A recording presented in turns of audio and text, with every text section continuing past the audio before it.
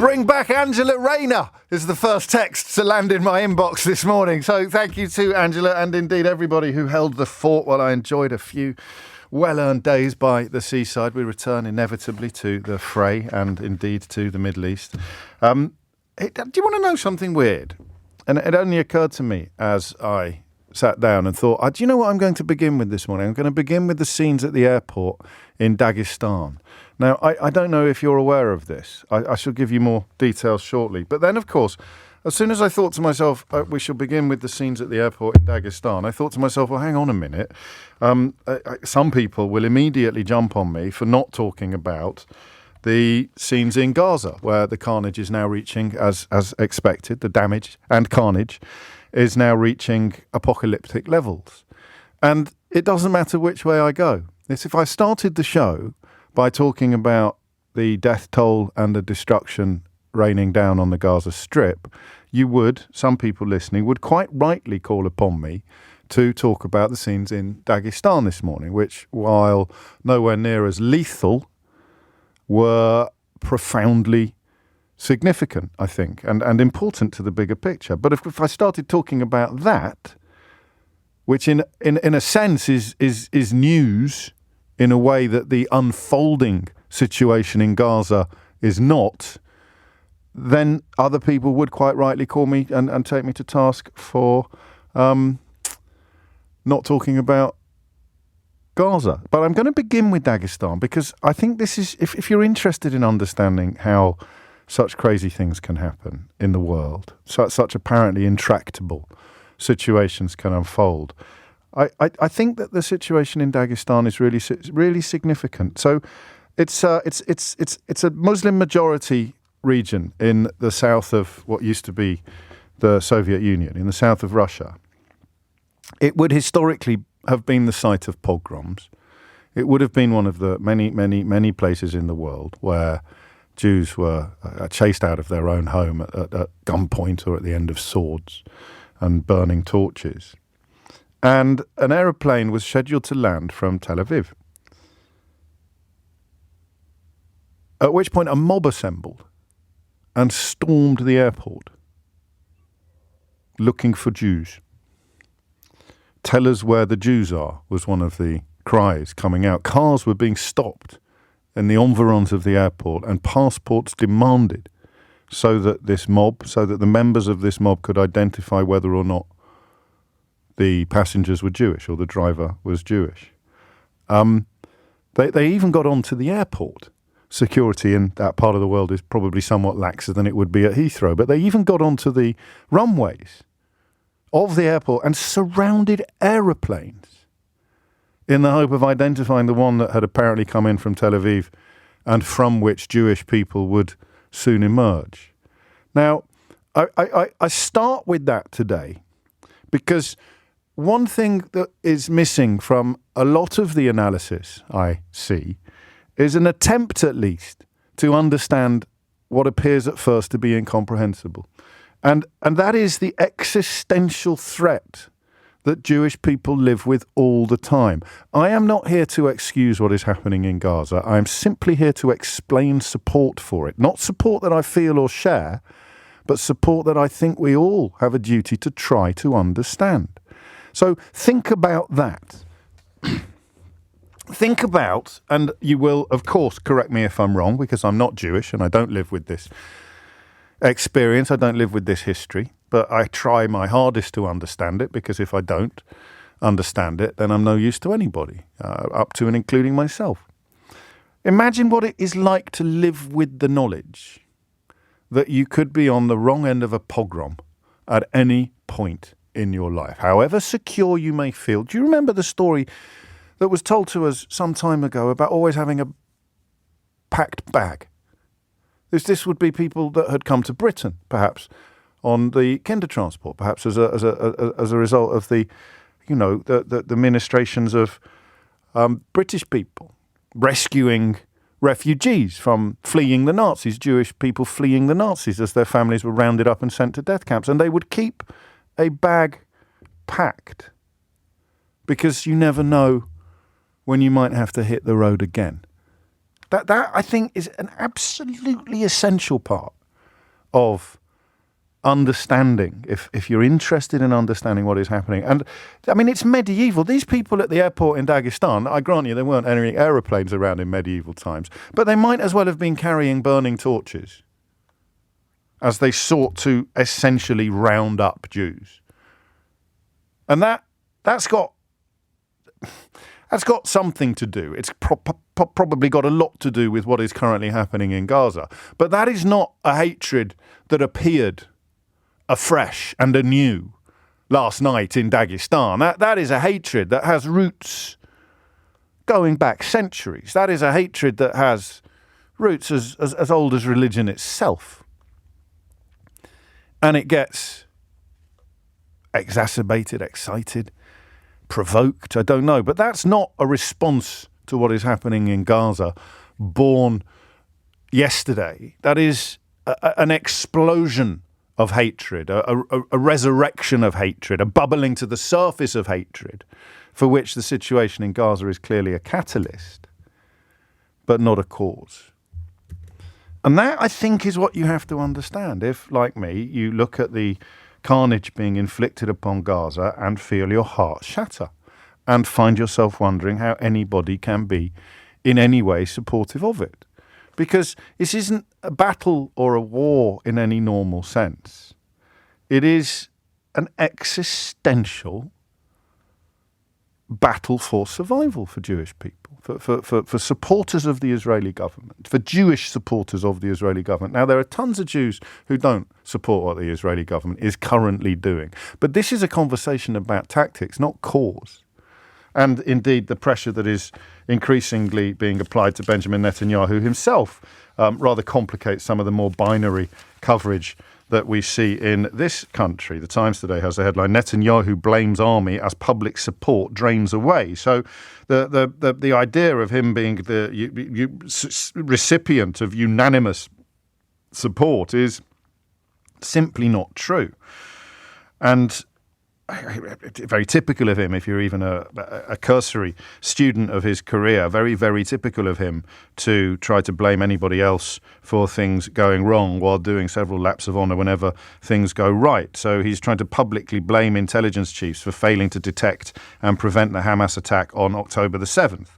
A bad workman blames his tools, you might say, somewhat simplistically. The government and army high command are in turmoil over this, reportedly. The Times of Israel carries criticism from military veterans, including very senior ones, of A, what is going on now, and B, the processes that led to the current situation.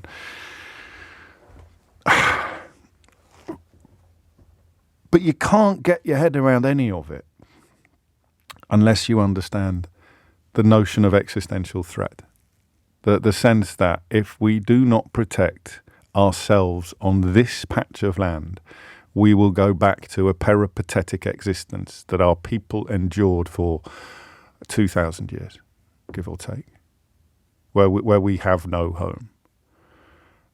The problem you have when you're trying to navigate this territory is at some point you have to argue with those people. You have to challenge the idea that you can do absolutely anything you want in pursuit of security. And I don't know what those arguments are at the moment. Jonathan Freedland wrote a very good piece about two just causes, two furiously opposed positions that both have right on their side. Listen, Hamas, and I've seen some despicable attempts to support Hamas, tiny but despicable, on the streets of this country and on social media. Hamas is a death cult. You wouldn't want to live under Hamas, especially if you were gay or a woman. But, vacuums are created by terrible situations, and into those vacuums anything can move. But when you speak about the Palestinian people, when you speak about the residents of Gaza in this case, you are not speaking about Hamas.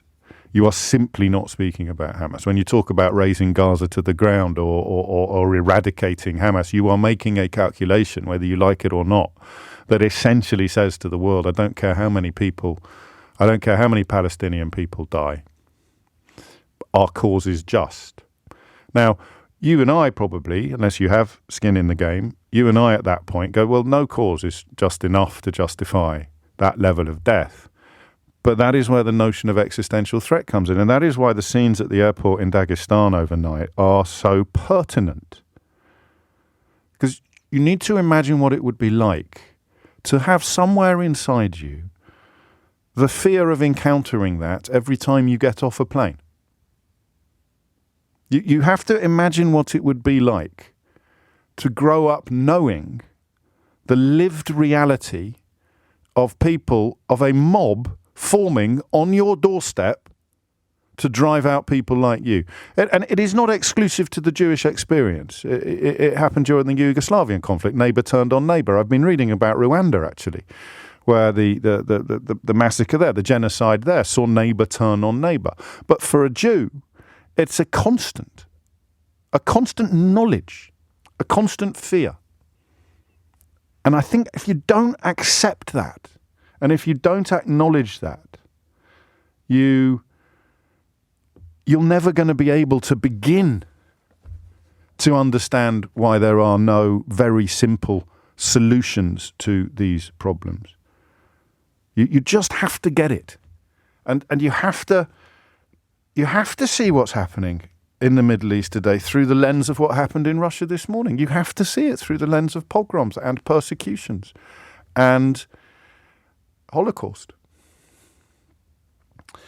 And then, of course, you come to the point where you ask, well, what is happening to Palestinian people? What word would you use to describe that? Would you use the word genocide? Would you use the word pogrom? Would you use the word persecution? Would you use the word massacre? At what point do the scales, if you like, become equal? Because it's not at the point where the number of deaths is the same.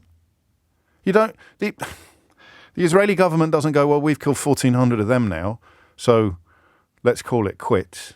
And it would, of course, be both absurd and obscene if they did. But this inability to even build the tiniest of bridges between people who care passionately about Israeli lives and people who care passionately about Palestinian lives, the duty to do that falls to those of us who care equally passionately about both. And I don't know what that looks like. I don't know what the first brick of that bridge would be. It's a bit like Boris Johnson's Garden Bridge, isn't it? It's hugely important, very, very expensive and completely non-existent. How do you do that? Can you do that? Is it stupid? Is it offensive? Is it naive? Is it foolish, simplistic, absurd? Even to imagine that it is a doable thing. But my goodness me, that airport footage, bizarrely, because I think we've become a little bit inured, don't we, to scenes of war. We've become a little bit inured to battlefield photography, battlefield journalism, to the aftermath of explosions. We shouldn't, but we do, particularly when it's buildings, devastated landscapes that we look at. But the idea, I mean, there's a man climbing on the wings. They are searching for Jews. And that's not, I mean, to you and to me, that's extraordinary. Right? That's pure man bites dog territory. For a Jew, that's dog bites man. That's utterly normal, utterly unsurprising. It is a fear with which Jewish people live all the time. And now Palestinian people live with a permanent, constant fear of death. But still, we're being told, we're being ordered, we're being invited almost daily to pick a side. I'll just give you an example. I don't think Idiot's Corner would be appropriate at this point, but I reserve the right to reopen it at any time soon. John's in Godalming. He says, oh, for God's sake. So remember, John has listened to the same words that you've just listened to. Oh, for God's sake, James, get a grip and stop ducking the obvious slaughter of Palestinians by Israel's killer.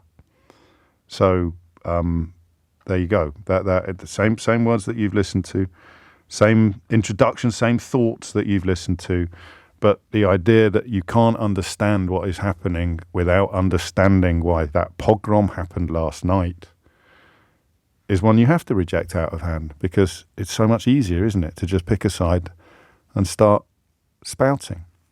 So I need a question. Well, actually, glancing at the switchboard, apparently I don't particularly need a question, but it's always helpful to have one in the background anyway. And the question is this. I said to you at the very beginning, and you don't. I don't like to say it at the start of these conflicts, but it does always inexorably lead to the question of whether we reach a point where Israel, the Israeli government, the Israeli army, will, with some but limited international support, will pursue a course that brooks no criticism. They will essentially do whatever they want.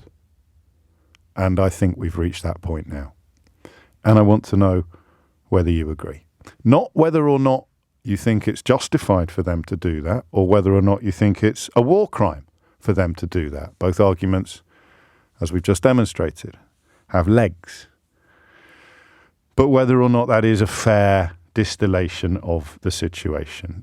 We reel still from the terror attack of October the 7th, the 1,400 murdered people. But even there, I use the word murdered to describe what Hamas has done. What word do you use to describe dead children in Palestine, in Gaza today? Murdered? Massacred?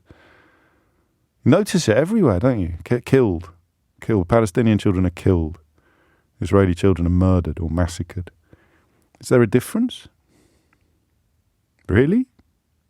I think the two mourning families are picking over the syntax, contemplating the vocabulary of their children's deaths. I don't know. I doubt it. But there it is. Is it simply the case that Israel can and will do whatever it wants now? And Hamas essentially kicked open the doors for them to do that. That's my cautious analysis, and I'm interested in whether or not you agree. 0345 6060 973 is the number that you need. It's 20 minutes after 10. It is 23 minutes after 10, and you are listening to James O'Brien on LBC. Some sort of update news. In addition to that situation in Dagestan, there is also a reported request from the Israeli military for a hospital in Gaza to be evacuated. Not only, I think, several hundred patients being treated, including some in intensive care, but also thousands of civilians sort of sheltering in its grounds. And I think that's important to pick up on as well. I don't know the last time you were in hospital, or certainly the last time you were on an intensive care ward, but if someone just came in and said, right, everybody out now, and then shortly afterwards it was bombed. I mean, how realistic is that request to evacuate a hospital or an intensive care ward? Come on, everybody out now. And then you can say, well, we did warn you. But I don't know, does that work as a warning to you? I'm thinking specifically of an intensive care ward in a hospital. If you've got no experience of that, don't worry. But 24 minutes after 10 is the time. 0345 6060 973 is the number that you need. Let's start with Stuart in Harrow. Stuart, what would you like to say? No, Ben in Brighton. Ben, what would you like to say? Hi, James. Hello, Ben. Just as a Jew, I'm terrified right now. I'm in a state of conflict myself internally about what's going on in the world. I think Israel has been given permission to do what it wants. I don't even know if it needs permission to do what it wants. Whether or not I agree with that is, I can't answer that right now, to be honest. I'm scared of all the anti-Semitism I'm seeing online. I can't understand why the inverted commas pro-Palestinian people aren't calling for the release of the hostages. Can I have a go at that last one? Because I hear that quite a lot. And I think, because, you can't say anything, really, without somebody saying to you, yes, but why aren't you doing that as well? And I think some of it is implicit, clearly. Everybody wants the hostages to be released. But I also think, and I have to choose my words very carefully here, and you'll understand that better than anyone. I look at Hamas and I see a murderous death cult who are immune to diplomacy, reason, and even humanity. And I don't see the Israeli government in that light. So You can call upon the Israeli government to introduce a humanitarian ceasefire, and it might be optimistic, but it is in some ways a compliment to the civilization of Israel, whereas to call upon Hamas to do something would seem to me to be just screaming into the wind. Perhaps. That's where some people come from on that. So there's no, in the absence of calls for the release, there's no reason to presume that people are comfortable with the continued incarceration. But do you think people are thinking it through in the same way that you are? So you're obviously, but I'm trying to analyse their behaviour. behaviour. Gentleman. Well, let's not get carried away. But I don't think anybody wants the hostages to stay in Gaza, and anybody who does is both vile and in a tiny minority. I worry it's a bit of a fig leaf. So I am now theoretically criticising the Israeli government, and you're saying, well, why aren't you calling for the hostages to be released? And I'm saying, well, of course I want the hostages to be released, but that's not really something that is in the gift of anyone except the murderous death cult that we agree is immune to reason, diplomacy and humanity. Absolutely. And what I see is, and I don't know if you can see the same, but what I'm seeing is these big marches are more are they more anti-Israel or more pro-Palestinian? Because I think there's a difference, isn't there? Yes, there always is, but, where the line is between those two positions, I don't know. And it's not even anti-Israel, it's anti the current tactics of the Israeli government. And there's loads of critics of the current tactics of the Israeli government in Israel itself. But I think, and I might be naive on this, I think the tiny number of arrests, I think there were more arrests at the Countryside Alliance March in 2000 and whatever it was. And they board up the cenotaph, which they also did for the fox hunting march, and everyone pretends it's some sort of evidence of hatred of the country. But if you ignore the idiots and the liars, then you are left with the question of how many of the 100,000 people marching through the streets of London just recognise that the situation is unsustainable and the solution will involve Palestinian people living with some of the freedoms that Israeli people currently enjoy. I don't know. It's terrible. And I'm not for the current iteration of the Israeli government. No. They don't represent me as a Jew.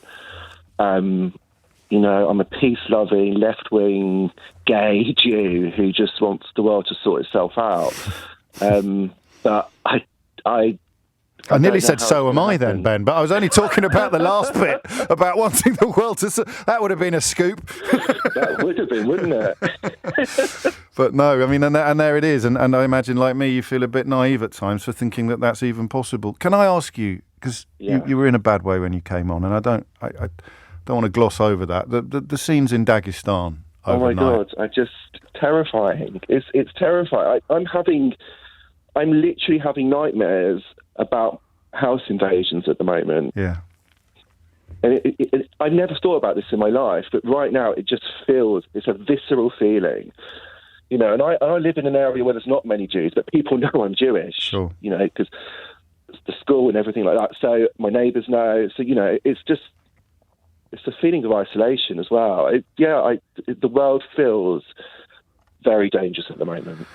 It does. And it's something that most of us can scrutinise, but only people like you can truly feel. And that's why I was at such pains this morning to stress that historical knowledge that lies under the pogrom past and the events in Dagestan overnight. And that is where it comes from a lot of the time. This I think Ben used the word visceral, to use it the other way around, this visceral need to protect Israel. Thank you, mate. Take care. I think you're among friends. Almost all of the time in this country. 10:30 is the time. Thomas Watts is here now with your headlines.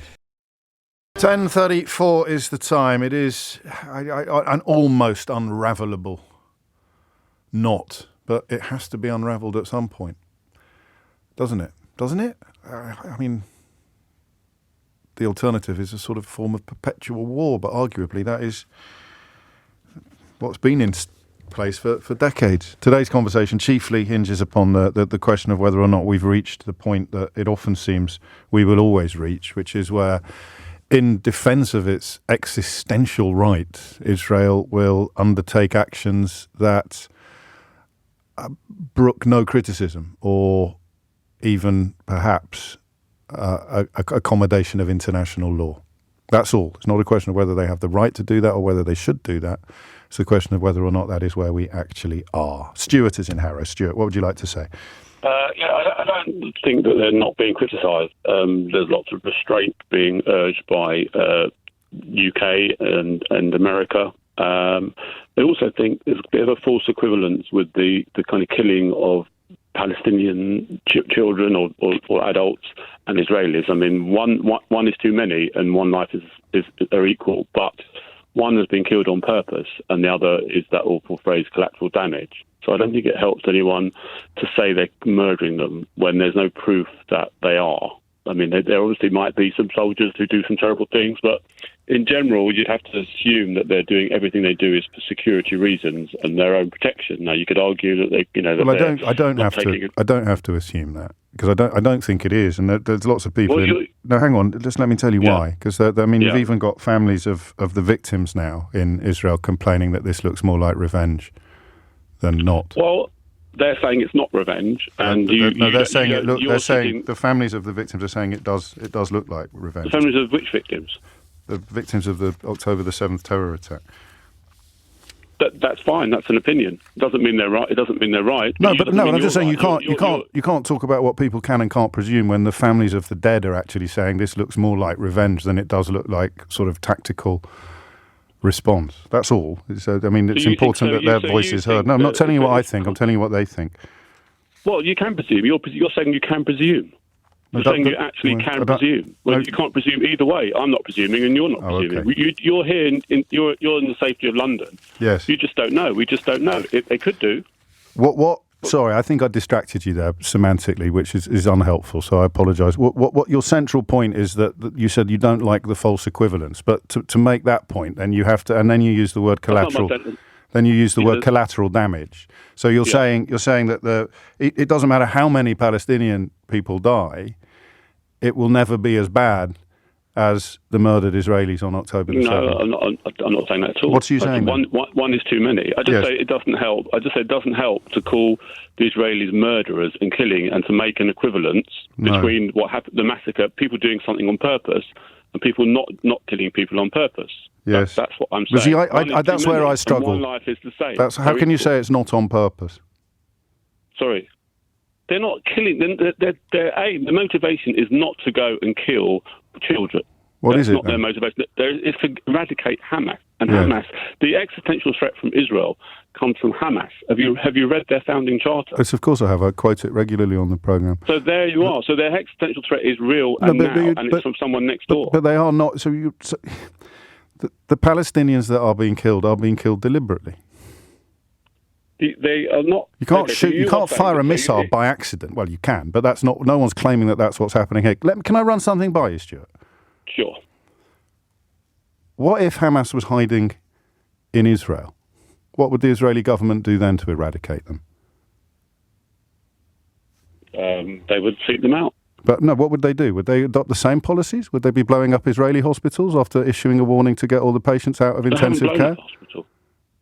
That's another myth, isn't it? They haven't blown up a hospital. Well, don't let me distract you from the question I asked. How do you think the Israel? No. I said that they have, prior to presumably bombarding it, they've issued an order to evacuate from the Al-Quds hospital in Gaza City. So we can agree on what the facts are. Let's not get distracted from the central question. If Hamas was hiding in Israel, what policies would you still approve of the Israeli collateral damage approach to eradicating Hamas? I don't approve of anything. I don't disapprove or approve of anything. Okay. Would you still use the phrase collateral? Would you still use the phrase collateral damage? Yes, of course I would. So 3,000 dead Israelis would be a price worth paying for the pursuit of Hamas. I didn't say the Palestinians. Well, what are you saying, Stuart? What are you saying? I'm just saying it's very important to be specific and be very careful. I am being specific. Language. I am being. I am. I'm saying what would your? You can presume that Israel are murdering. No. I've done the opposite of that. I've done the opposite of that. I spent 20 minutes at the top of the show outlining the existential motivation of Israel's actions, talked about Dagestan, and I said people will have a problem with however I do this, and I'm grateful to you for proving that. But I think this is a really important question. Whenever I hear the phrase collateral damage, or I hear objections to language or claims that it's not the same, do you think that if Hamas was hiding in Israel, the Israeli army would be pursuing the same tactics in pursuit of them with regard to civilian life? No, I don't. Well, there it is. But Why not? Because Hamas are the enemy in another country. It would be a terrorist situation. It is a terrorist situation. But why would they not go after Hamas with the same tactics in Israel that they're going after them in Palestine, in Gaza? For obvious reasons. Well, tell me what they are. Because they wouldn't be. If they were in a hospital, people do get killed in hostage situations. Yeah. They do eventually storm buildings, and the hostage. But why is collateral damage acceptable in one? I didn't say it was acceptable. Okay, but why is it collateral damage then if it happens in Gaza but not if it happens in Israel? The motivation is different between the murderous death cult. Yes, and I agree. The Israeli I completely agree. But that's why I'm not asking that question. When you say words like they're doing it on purpose and it's out of revenge, you have absolutely no proof that they are. I didn't say they were doing it on revenge. I said families of the victims of Hamas attacks have warned Israel's government that revenge is not a policy amid mounting concerns about civilian casualties in Gaza. You don't get to put words in my mouth, but you do get to answer. Say that, and also you do get to answer my question. Why would it be different for the Israeli army to cause collateral damage in Israel as opposed to in Gaza? Why would it be different? I would say they're less likely to do that. No, but this is the question. Why would they be less likely to go after Hamas in the same way if they were hiding in Israel that they are if they're hiding in Gaza? Because there would be Israelis there. Pardon? And they would care more about Israeli lives than Palestinian lives. But they're also. And that's all I wanted, and I'm grateful. I'm grateful for your honesty. Well. It's 10. Right, no, you carry on. Talk about the hostages. Yeah, well, they're being criticised for ignoring the plight of the hostages. So they are willing to make them collateral damage, if you like. And okay. you said that. Yeah, no, I think that seems possible to me, and I think that's pitiful as well. But what you're doing is edging ever closer to the thing that you described at the beginning of your call as false equivalent. I'm just saying you've got to be careful with language. Okay. Well, thanks for the warning. Shireen is in Brighton. Shireen, what would you like to say? Hi, James. So basically, I strongly feel that Israel have been given the green light. I mean, you can sit there and say they've got the right to defend themselves, but then they need to elaborate on that. You've got the US, you have the UK standing by them, which I'm not saying don't stand in solidarity. But if Rishi Sunak can go all the way to Israel and stand by Israel, but can't bring himself to the border of Egypt, shall I say, and say some words about Palestinians. I think innocent people are being killed, obviously. I don't know how much difference do you think it makes? I think Biden is a key player on this, and the UN resolution that Jordan brought. Sorry, James, it gives off the wrong impression. You're having protests all across the world. I think Rishi Sunak should have spoken some good words in regards to Palestinians. If you're going all the way to Israel and you're actually standing in solidarity towards Israelis, and I'm not saying don't, but at least then just be impartial. Be impartial, say some good words about... Well, I don't know what impartiality looks like. I mean, I never really know what it looks like, Shireen. But in this case, I don't think there's anything wrong. In fact, it would be very wrong of him not to say Israel has every right to defend itself. But the question really that underpins all of these conversations is how much is too much? Where is the line at which you say, no, you've got the right to do that? I mean, I don't want to trivialise everything, but I keep thinking of that Meatloaf song. I would do anything for love, but I won't do that. There's a point where you can't go. You can be supportive, you can be respectful, you can say you've got the right to respond, you've got the right to defend, but you can't go there. Where's there, do you think? But then you're sending over all the machinery and everything else to support it. So where US are sending that all over. Yet so towards you're sending it all the way to Israel. But then as far as I'm concerned, you're actually contributing towards the war in Israel then, because those innocent civilians are being killed. That's the bit I don't get. I mean, even if you were fully on side with the existential threat justifying almost any action by Israel, and I understand that position, I really do. You to leap from that to believing that the eradication of Hamas is plausible, achievable, doable. I can't make that leap, even if I imagine myself in the mind of someone who truly believes that Israel should be able to do more or less whatever it wants in defence of its integrity, its geographical integrity. We must therefore wipe out Hamas. Okay, I can imagine what that feels like, what that thinks like. But this doesn't look to me to be a plausible endgame. And I may be wrong about that, but I've seen very, very, very little evidence that anyone really believes it's achievable. And yet it's the thing that everybody points at as the reason for the continuing carnage. And I would use the word carnage to describe what is happening in Gaza. I think it's hard to think of a more appropriate one. 10:45 is the time. 10:48 is the time. The first anniversary, I think, is it, of Rishi Sunak's premiership today? If I'm reading the runes correctly, I might take a moment to look at how he's getting on with those 5 pledges later. Do you remember the 5 pledges? We're still doing we're still playing the 5 pledges game. I don't know, are we? But before that, we turn our attention once more to the Middle East and this question, really, of whether or not it is simply the case now, as we survey all sorts of horrible images coming out of Gaza, and don't necessarily set much store by the question of, you were warned to get out of the way, whether or not we're at the bit where, for reasons that are comprehensible, Israel does whatever Israel wants because America will support them, despite making noises about proportionality and moderation. Once America is on side, all bets are off. 10:49 is the time. Gabriella is in Mill Hill. Gabriella, what would you like to say? Hi there. I wanted to it wasn't the reason I actually called in, but wanted to mention what you were talking about earlier about collateral damage. I also find it very hard as a mother to talk about the death of a child as collateral damage. Like, clearly we are on the same side with that. I wanted to just add in something you hadn't mentioned in terms of collateral damage, which is many Israelis disagree with things, certain elements of the ground invasion. They disagree with some of the methods that are being used. However, I want you to remember that the Israeli soldiers are part of that collateral damage. They know that, Gaza's probably booby-trapped. It's unbelievably dangerous to be going in there. Hamas have had a huge amount of time to prepare. And actually, you've got to remember that these Israeli soldiers, they're 18, 19, 20, 21 years old.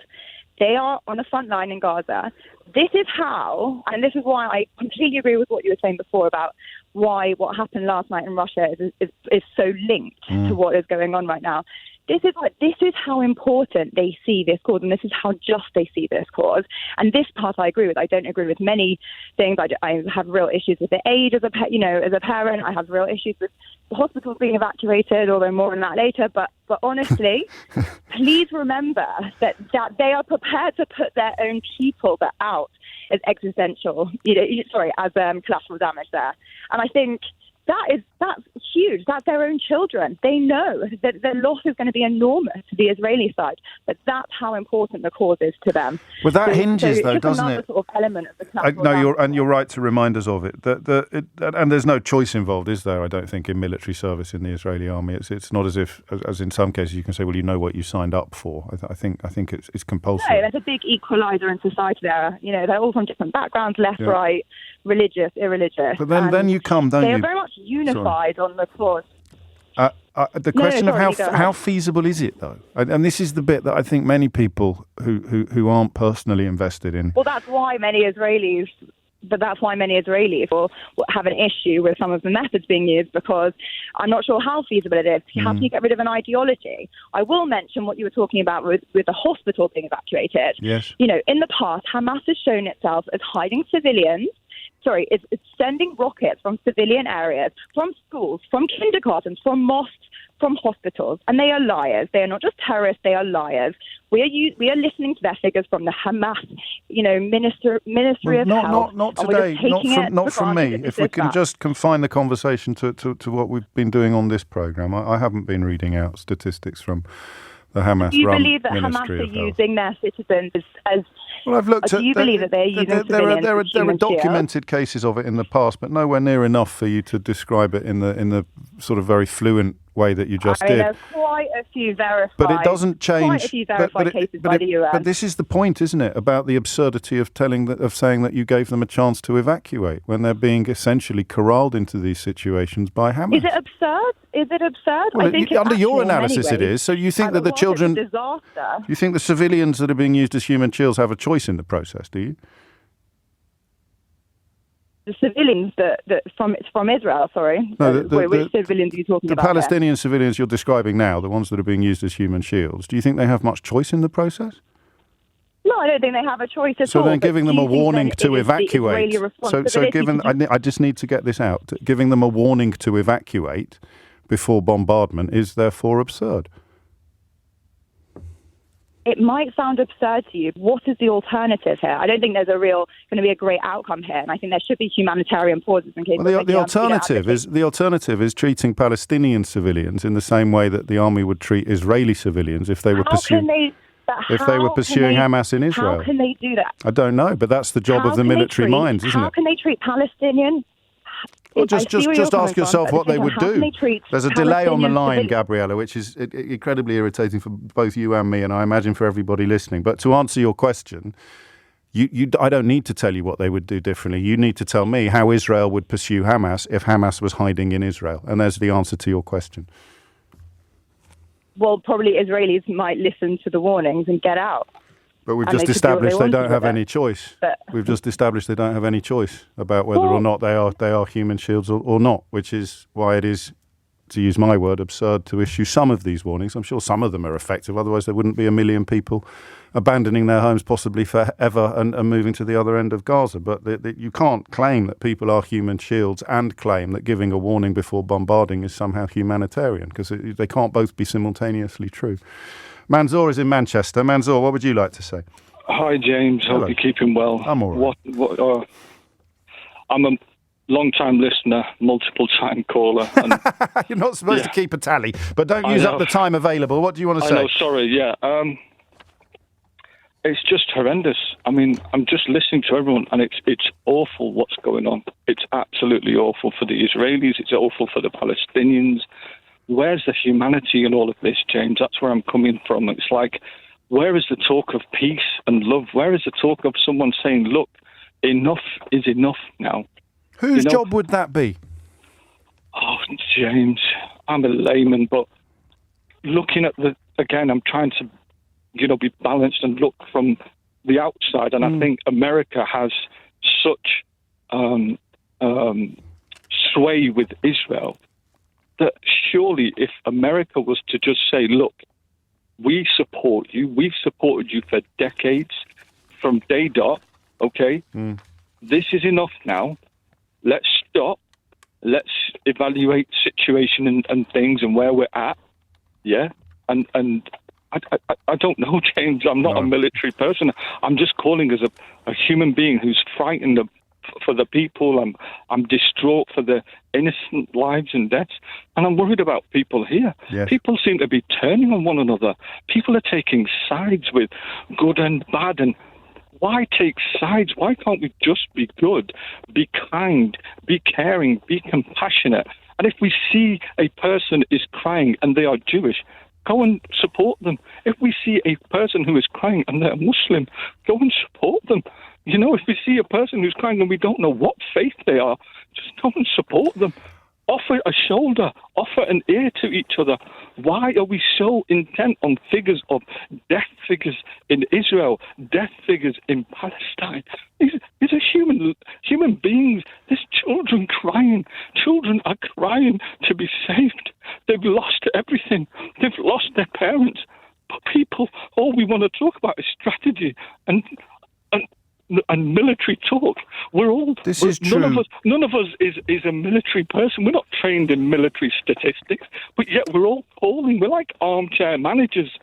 There is an element of that, and the call for compassion would apply in almost all situations of war. And I'll just say this, James, as well. What happened on the 7th was atrocious. It should never. I'm a Muslim. I'm a British-born Muslim. And I'm saying this straight. I don't care if there's people that might take umbrage with what I say, but what happened on the 7th should never have happened. it should be condemned, fully condemned. But equally, James, what's happened post 7th must be condemned. Everybody has a right to defend themselves. My earlier caller would really balk at your use of the word equally. Why? I shall tell you why. I shall try to tell you why. Because the act of terror, a terrorist atrocity, the deliberate targeting, this is Stuart's position, the deliberate targeting of completely innocent civilians as opposed to civilian collateral damage as a consequence of a military campaign. He would reject entirely the idea that those two things, in terms of condemnation, should be viewed equally. I'm not sure I'm not sure I agree with him at all, but I hope I have reflected his position accurately. Yeah, I think I know what you mean. I mean, he's entitled to his opinion, but I'm coming from a compassionate angle and saying that what happened on the 7th was awful. Those innocent people that died on that day. Yes, of course. I mean, to be fair, but then going into Palestine in this manner, and I mean, how can you strategically? Well, that's not strategic, is it? This is why I began with the repeated use of that word existential, because I don't think you can begin to understand or analyse the Israeli government's approach and the support of many Israelis without understanding that existential threat. So here is somebody who wants to eradicate you because of the star you were born under, and therefore to defend your very right to survive, you will do things that from the outside may appear to be unconscionable. And I'm explaining, not excusing, and I know you understand that. And I think in conclusion, almost perfectly, Mansour, Ben's been back in touch from Brighton, who of course described himself as a gay Jew, at his words, and of course a supporter of Israel, understanding the existential issue, and he's just been back in touch to say the current caller, Mansour, is speaking for me too. 3 minutes after 11 is the time. The next conversation we're going to have is quite a strange one. Very different from the conversation about Israel and the Middle East, but sadly not very cheerful either. But, you know, we can always make each other smile, however heavy going the territory that we're exploring together might be. You never know, do you, when somebody famous dies, whether or not you're going to take it personally. Sometimes it almost seems silly when other people do take it personally in the passing of a star that you haven't been particularly fond of. It's weird. We're all very different, I guess, in our enthusiasms and our tastes and our passions. And it is a weird side effect of celebrity that we often feel that we know people that we've never met. We often feel that we know people who we've rarely seen off stage, if you like, or with their mask off. The one that I always think of at this point is, and the one I can still almost not talk about, there's an interview that we did together not long before he died, and I wanted to play it to someone the other day, and I couldn't hold it together. It was George Michael. And a story he told, which I don't think he told anywhere else, about coming around after a car accident and having a broad Jamaican accent, and he just told the story, and I just get the giggles. And the gap that he left. I was a mad George Michael fan, like you wouldn't believe, right back through. In fact, I could tell you that in this week, in 1984, I think Freedom was number one. That's how big a George Michael fan I am. And I think No More Lonely Nights by Paul McCartney was in the top 3 as well, which comes from the film Give My Regards to Broad Street. But anyway, I may have seen a tweet earlier this morning that dished some of that detail. But George Michael just hit me so hard and continues to feel such a loss. A song comes on the radio and you have that initial little, oh, yeah. And then you remember that he's dead and it just sort of deflates you a bit, doesn't it? And I found myself responding in exactly the same way to the reports yesterday morning of Matthew Perry dying, the actor who will always be best known as Chandler Bing in Friends.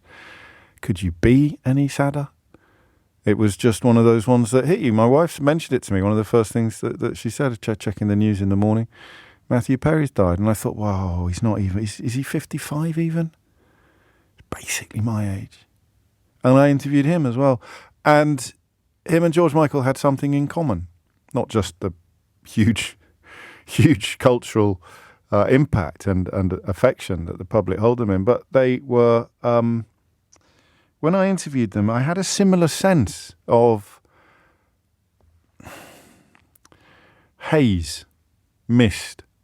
I don't know what the situation was with treatment, or whether George or Matthew Perry, when they were in this studio, were on prescription drugs designed to help them with their other problems and their other addictions. But there was just a slight absence of clarity, which for two people who were so articulate, so supremely articulate and emotionally literate, it was really notable. There's just the tiniest slurring of words, not alcohol-induced or anything like that, but just a sort of a mistiness, a haziness, which didn't affect the interview. I mean, they were all there, but they were just, both of them, and I may be seeing castles in the air on this one, but there just seemed to me to be a weightiness to their verbal movements. That's the best way I can describe it, a sort of sense of being ever so slightly slower than normal speed. If it was a dial and you turn it to the right and we all go super quick and sound like Smurfs, and you turn it to the left and we all slow down, it was as if it was just one tiny degree or two tiny degrees to the left, and a certain slowness, a certain weightiness. And as I said at the beginning, you never know what sort of impact it's going to have on you. How often do you cry, for example, at the passing of a famous person? I remember when Elvis Presley died, one of my mum's friends came round to the house in floods of tears. And I was very young. I wasn't even sure who Elvis Presley was. But these things stay with you, don't they? And there was yes, that's right, a text has come in. They both carried great sadness with them. They both carried great sadness. And what they had in common, of course, was problems with addiction. They often go hand in hand, because it is the brief escape from your sadness that prompts, in some cases, the passage into addiction. But what Matthew Perry did, and yeah, I did cry a bit. I mean, listen, let's not beat about the bush. I mean, I wasn't sitting there sobbing or anything like that, but I had wet cheeks. And I was quite surprised by that. And then I thought, why are you surprised? I had some funny times, on the set of Friends with a guy from GQ. Did I ever tell you this story? Oh, the guy from GQ was like something out of a Graham Greene novel. I only knew him on this one gig, this one trip. I can't even remember his name, but I think he was stringing for GQ in LA. And we both ended up on the lot, the Warner Brothers lot, where they were filming at the time, both ER and Friends, the two biggest shows in the world. I threw a basketball to George Clooney on this trip, would you believe, after it sort of drifted across the lot to where we were standing, and he was playing outside the ER shooting stage. And then we went into the Friends thing, and it was us and a bunch of foreign journalists. It was a foreign press junket. And this lad from GQ was older than me, and he was quite grizzled. He was having none of it. He wasn't doing the LA shiny kind of, hey, it's great to see you. So, and the bloke showing us around was the shiniest person you've ever seen in your life. He was just so shiny. All I can remember him is that he was so shiny. Everything about him was shiny. His face was shiny. His hair was shiny. His suit was shiny. His shoes were shiny. He was the shiniest person you've ever seen. And I was still quite new to the game, and I was just completely starstruck. All six of them were sitting on the Central Perk set. And there was about 30 of us sitting in the seats where the audience would normally sit watching Friends. And so you've got David Schwimmer, Courtney Cox, Lisa Kudrow, Jennifer Aniston, Matthew Perry, and my personal favourite at the time, Matt LeBlanc. But then, of course, as you get older, your personal favourite becomes Chandler Bing, becomes Matthew Perry. And we had all of the foreign journalists were asking questions like, and I'm not joking now, they were saying things like, hello, do you have a message for your Swedish fans? And they'd say something like, yes. So Courtney Cox would try very earnestly to say something like, oh, yeah, well, obviously we really treasure all of the support we get from the Swedish people, and we're very grateful for. And Matt Perry, you could tell, was very, very attuned to the absurdity of it all. And then someone else would put their hand up and say, do you have a message for your Slovenian fans? And this guy from GQ was itching, he's jumping up and down, and he put his hand up in the air and he tried to ask Courtney Cox a question about diet pills, which she was reportedly having problems with at the time. And the shiny-faced guy just flew across the... No, sit down, you can't say that. And I'm just sitting there giggling my face off, thinking, oh, it's so naughty. This man is so naughty. Everyone knows they're supposed to... Do you have a message for your English? Hello, James O'Brien, Daily Express. Matt, I'd like to ask you, do you have a message for your English? Have any of you ever been to London? Did you enjoy it? Do you have nice memories of London black cabs? That was the kind of question you were meant to ask. And this guy just went straight in on diet pills. And I mention it because it kind of highlights the two worlds that he inhabited, the ludicrously shiny world of Hollywood, and then this very dark place that lurked within him for his entire life. I read some really sad stuff this weekend about how his mum, I think, worked for Pierre Trudeau, would you believe, the Canadian Prime Minister, father of Justin Trudeau, the current Prime Minister, who Matt Perry went to school with in Ottawa. But his mum was so busy and so full on that in a couple of interviews, he said something like, I had to be funny to get her to notice me and to sit down and then I could tell her about my day. And he added, but only after she'd told me about hers. I found that heartbreaking. I found that so poignant. I'm possibly overblessed in the parent department, in the interest that my parents took in me, or the interest that my mum still does. It's the polar opposite of my experience, thinking that they'd have to get their own day into the conversation before asking how. And that's why he became this very... And he also said something about how when he read the first script for Friends Like These, which is what it was originally called, he thought it was him. He thought someone had been following him around for 20 years and they'd literally written him. But it's something that he said he wanted to be remembered by that really stuck with me. And he said, I want to be remembered for the work I've done with addiction, the work I've done with addicted people. He turned his estate in Malibu into a rehabilitation centre. He spoke endlessly about his own battles. I don't mean endlessly in a bad way.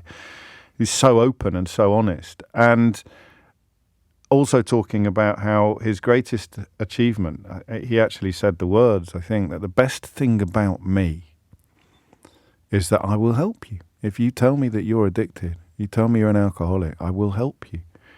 And it was almost evangelical in its zeal, the way he spoke about that.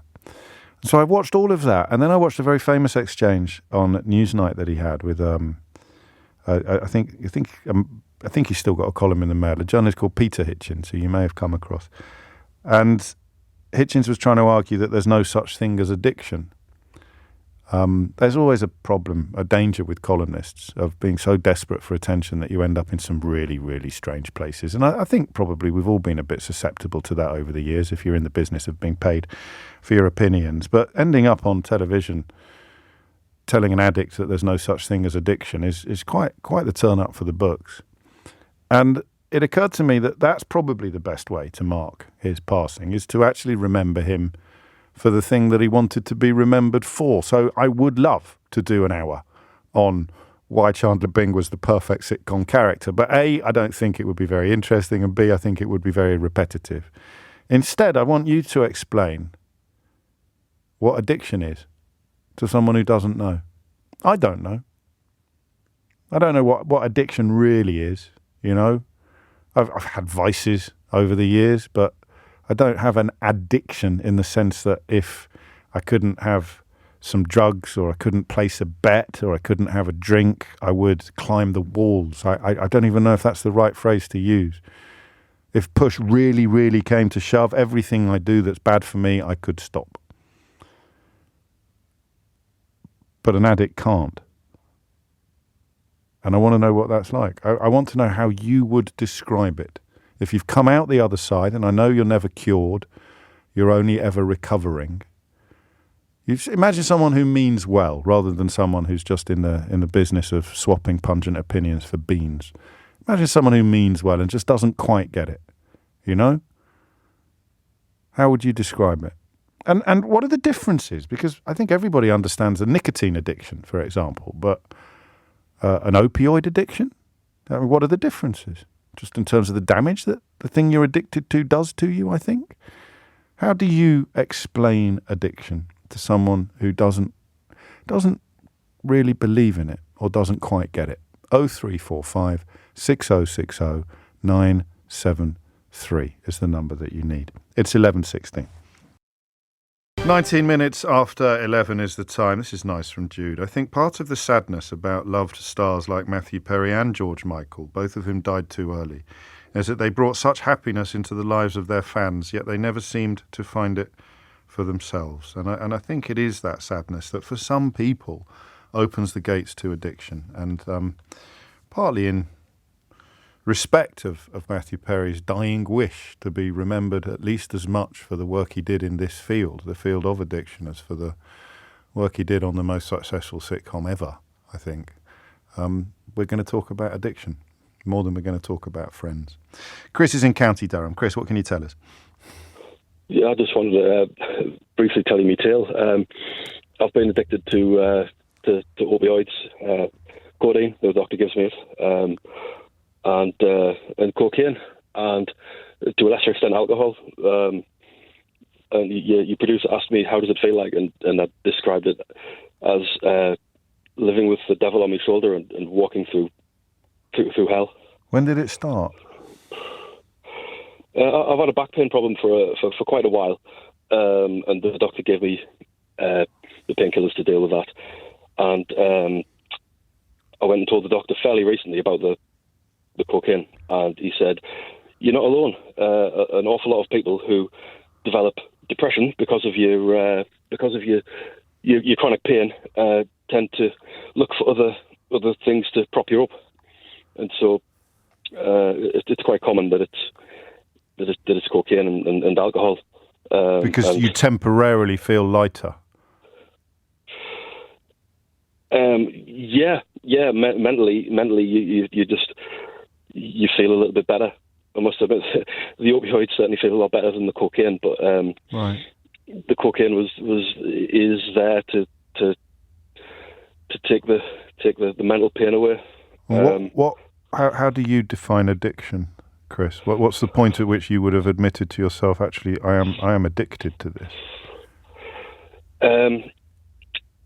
Occasionally, whilst taking cocaine, I feel like I want to cry because I can't stop. Right. And I'll have a moment of clarity where I feel that this is ridiculous. What you're doing this for? Mm. You know, you wouldn't cut yourself and say and think that that you're helping yourself, just the same as you wouldn't. I don't know. I'm finding it difficult to describe. Of course you are. When did you start? When did you start trying to describe it? When you went to the doctors? Do other people know? Do people around you know? How hard do you work to hide it? I did work extremely hard. Literally, nobody knew. Right. Nobody knew. Not even my friends. I would be high as a kite, and none of my friends would know that I was high as a kite all evening. I recently, I went and told the doctor, and I went and told my partner, who's trying her very best to be sympathetic and supportive, but she also realises that I've spun a web of lies for however many years to try and cover it up. So it's had quite an effect on our relationship. I'm sure it has. And how does it end? Well, I'm speaking to a lady from the local recovery centre. Good. And I'm trying my best to get a handle on it, but I'll also openly admit that sometimes the most appealing solution is to check out, not be here anymore. Yeah, check out. I was thinking of a nice way to put that. Well, thank you for choosing your words so carefully. Can I ask you one last question, and you don't have to answer it? Okay. If I locked you in a box or stuck you on a desert island and you couldn't get hold of anything, what would happen? I would have hot pins under me skin for a couple of days. I might feel like I'm drowning. Yeah. For a couple of days or a period of time, and eventually it would stop. I hear you, and you just can't get to that place. I'm trying my best. I know you are, and you're very brave sharing it with us. I think that's got to be the start, hasn't it, mate? Thank you. Self-honesty, and then hopefully self-care. I wish you all the very, very best. I really do. Thank you, Chris. The opioids thing is big, huge in America, but big here as well. As they say, America sneezes and we catch a cold. But things prescribed originally in good faith ending up causing untold misery. And, of course, then you start trying to fill the hole that the prescription drugs filled with stuff that is even less safe. Sophia is in Elephant and Castle. Sophia, what made you pick up the phone? I heard you talking about addiction and what addiction means, and it rang a real bell with me because I've been off and on addicted to cocaine for, it's got to be about 20 years. 20, 30 years. How do we define addiction as opposed to just it's something that you do off and on? What's the difference? It starts off as recreational use. So, when you go out, you go to the pub and you think, oh, I'll have a few lines and I can drink more. Right. And that was it for a very long time. Then it started becoming compulsive even if I wasn't at the pub. I mean, I'm in a position now where I take coke virtually every day of the week. And I question myself as to why. It doesn't make me feel any better, but it makes me feel numb. Right. And, I've had a lot of bad experiences in my life. Yeah. And the cocaine takes it away. It makes those thoughts of what happened to me in the past go away. Right. I suffered dreadfully with anxiety and depression, and I had a therapist and she dragged up things from my past that should never have been dragged up, and then that just pushed me back into it again. Oh dear. I've had 5-6 years of not taking. Right. And then something happens and it's almost like that's the answer. Like a crutch. Yeah, absolutely like a crutch. Anything happens, I'll go and get some coke. Mm. I lost a job because of it. They didn't know that I was addicted, but I couldn't function properly at work and I lost a job because of it. And it was a very good job. I mean, people imagine addicts to be people who are like dirty, scruffy people wandering around the street. I'm not. I'm the complete polar opposite of that, Yeah. I dress very well. I present myself very well. Nobody knows the extent of my addiction at the moment. It's probably, it's in the region of quite a lot of money a week. I don't even want to think about how much. Go on, I'm going to make you. You're horrible. Okay, so I had an inheritance of almost 10 grand, and that was 3 months ago, and I've probably got about 4 grand left. Yeah. Yeah. And the thing is, it's like, they talk about dealers. There's 2 different types of dealers. There's a dealer and there's a pusher. Okay. The dealer you go to and they don't bother you, but the pusher, even if you don't phone them, they'll send you a message, I'm about today. Right. And that's like a trigger. And you think, oh. And you don't want to say yes. You really don't. Every part of your being doesn't want to say yes, but that little cocaine monkey that sits on your shoulder is the only way I can describe it. It says, go on, send the text. Yeah. And you do, and it's almost, it's a compulsive thing. It's an absolutely compulsive thing. Nobody wants to be an addict. And I think this is the thing, people think that it's easy to get out of. Yeah. Even to get into a rehab. Unless you've got a ton of money, which I did have, but I chose not to spend it on that. I hold my hands up to that. Yeah. But you've got to be clean to get into rehab. Right. So it's a vicious circle. It is an absolutely vicious circle. And I honestly, I wish that I could have the answer for people to get out of it. But honestly, I don't have an answer. Well, if there was an answer, there wouldn't be any addicts, Sophia. So don't beat yourself up about that. When that 6 years, that last big period when you were not on the drugs, not on the cocaine, what was your life like? What were you like? How were you different? I was bouncier. I was not. I know that sounds crazy. No, it doesn't. Not at all. But how can I say? I always have, at the moment, I have to worry about, am I going to get some gear today? Am I not going to get something today? Will I, is that phone call going to come? And then, but I think, poo. Yeah. What am I going to do today? And so it's a guiding. I mean, it is essentially your constant companion, whether you've got drugs with you or not. The addiction is your constant companion. Absolutely. I don't have friends. I don't have friends, and I have in the recent past have thoughts where, like your last caller, I just think I might as well just check out, because what is the point?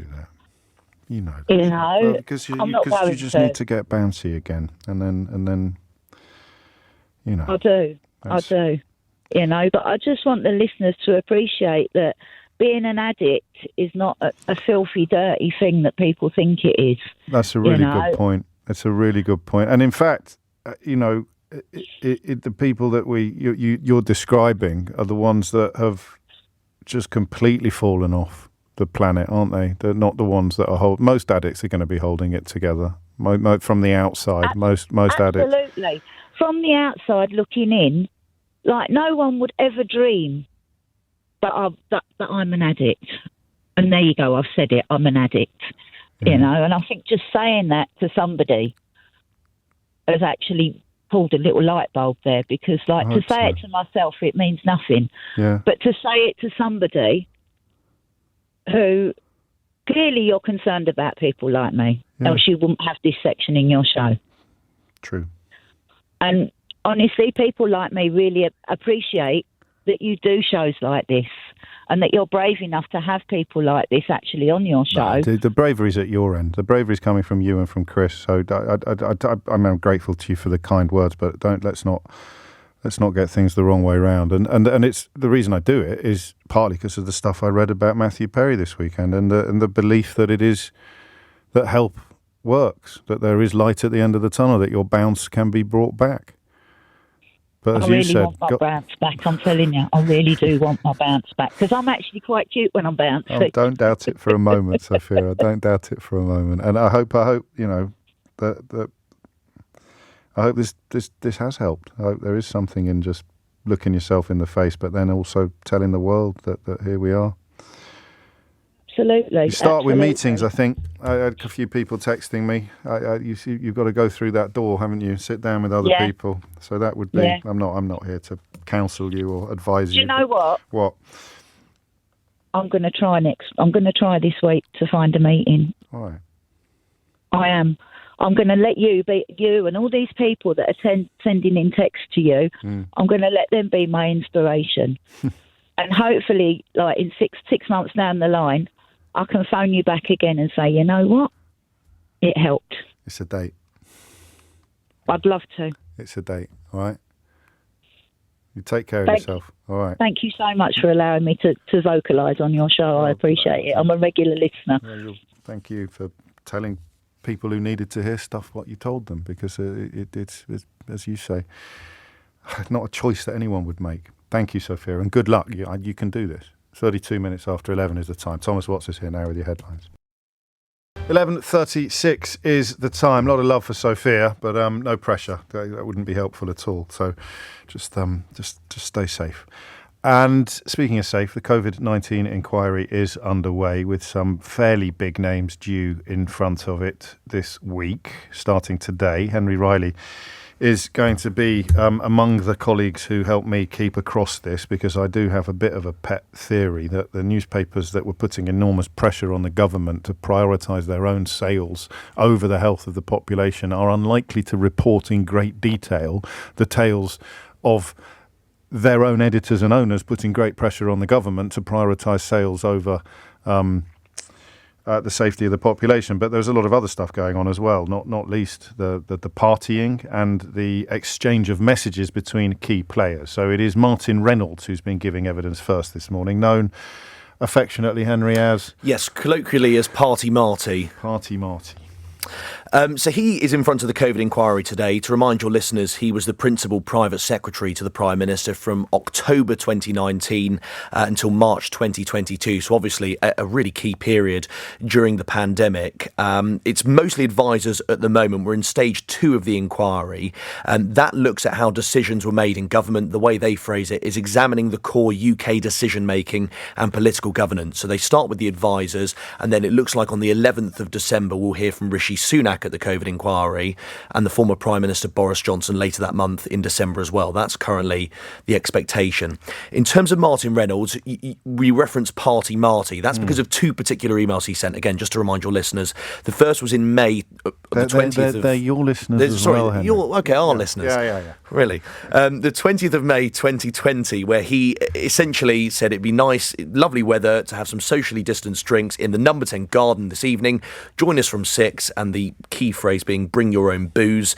And then again, he was responsible for the Prime Minister being, quotes, ambushed by cake, which Conor Burns, his colleague, once famously said. He sent an email round to staff saying, for the PM's birthday today, we're having sandwiches and cake in the cabinet room, so do come along and wish the PM happy birthday. He is in front of the COVID inquiry today. Now, it started off on a bit of a sour note as well from Baroness Hallett. She's the chair of the inquiry, and she's become particularly concerned with some reports in the media over the last few days. May I just start this week's hearings by saying this? There have been several press reports in the last few days, including this morning, suggesting that materials confidential to the inquiry and the core participants have been shared with the media.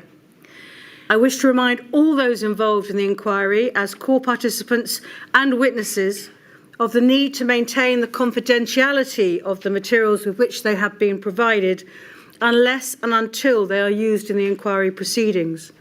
Now, it looks like some of that was aimed towards George Osborne, the former Chancellor, who said he'd seen, quote, staggering messages from key advisors like Dominic Cummings. This was a few days ago, of course, before we've seen the evidence. So Baroness Hallett trying to really sort of stamp that out from a very early stage. When it comes to Martin Reynolds, again, one of the key debates, James, and we've seen this over the last few months, is with regards to how relevant WhatsApps are. Again, the inquiry saying that they view every message that was sent from the phone, essentially the private secretary and the Prime Minister at that time, as important. He said instead that rather it was not as important as the inquiry is making out. And a lot of the WhatsApps you are seeing, it seems to me, are exchanges which people could have been doing previously by telephone or in corridors or things like that. They are now just recorded in WhatsApp, but are ephemeral in nature, in the same way as if there's a conversation about a policy matter before people go into a substantive discussion in the corridor where someone might say something to me or to others. We're not necessarily recording all of that because it's ephemeral in nature. Where the decision takes place and the process leading to that decision are recorded in a normal way. You're not suggesting, are you, that the vast majority of these COVID-related WhatsApps are irrelevant? No, I think they're relevant to the COVID inquiry, but in terms of the decision-making process and the obligation on civil servants to record formally steps in the decision-making process, it's a bit different. So I'm not following, why aren't they part of the decision-making process? Because I suppose in any decision, there is all sorts of ephemeral discussions around a policy. Not all of those discussions are recorded in full, even in the main meetings themselves. But, Mr. Reynolds, they are all relevant, are they not, to the state of mind of the sender and indirectly the recipient? Mm-hmm. They are all relevant to the debate about COVID and the decisions which were then being taken.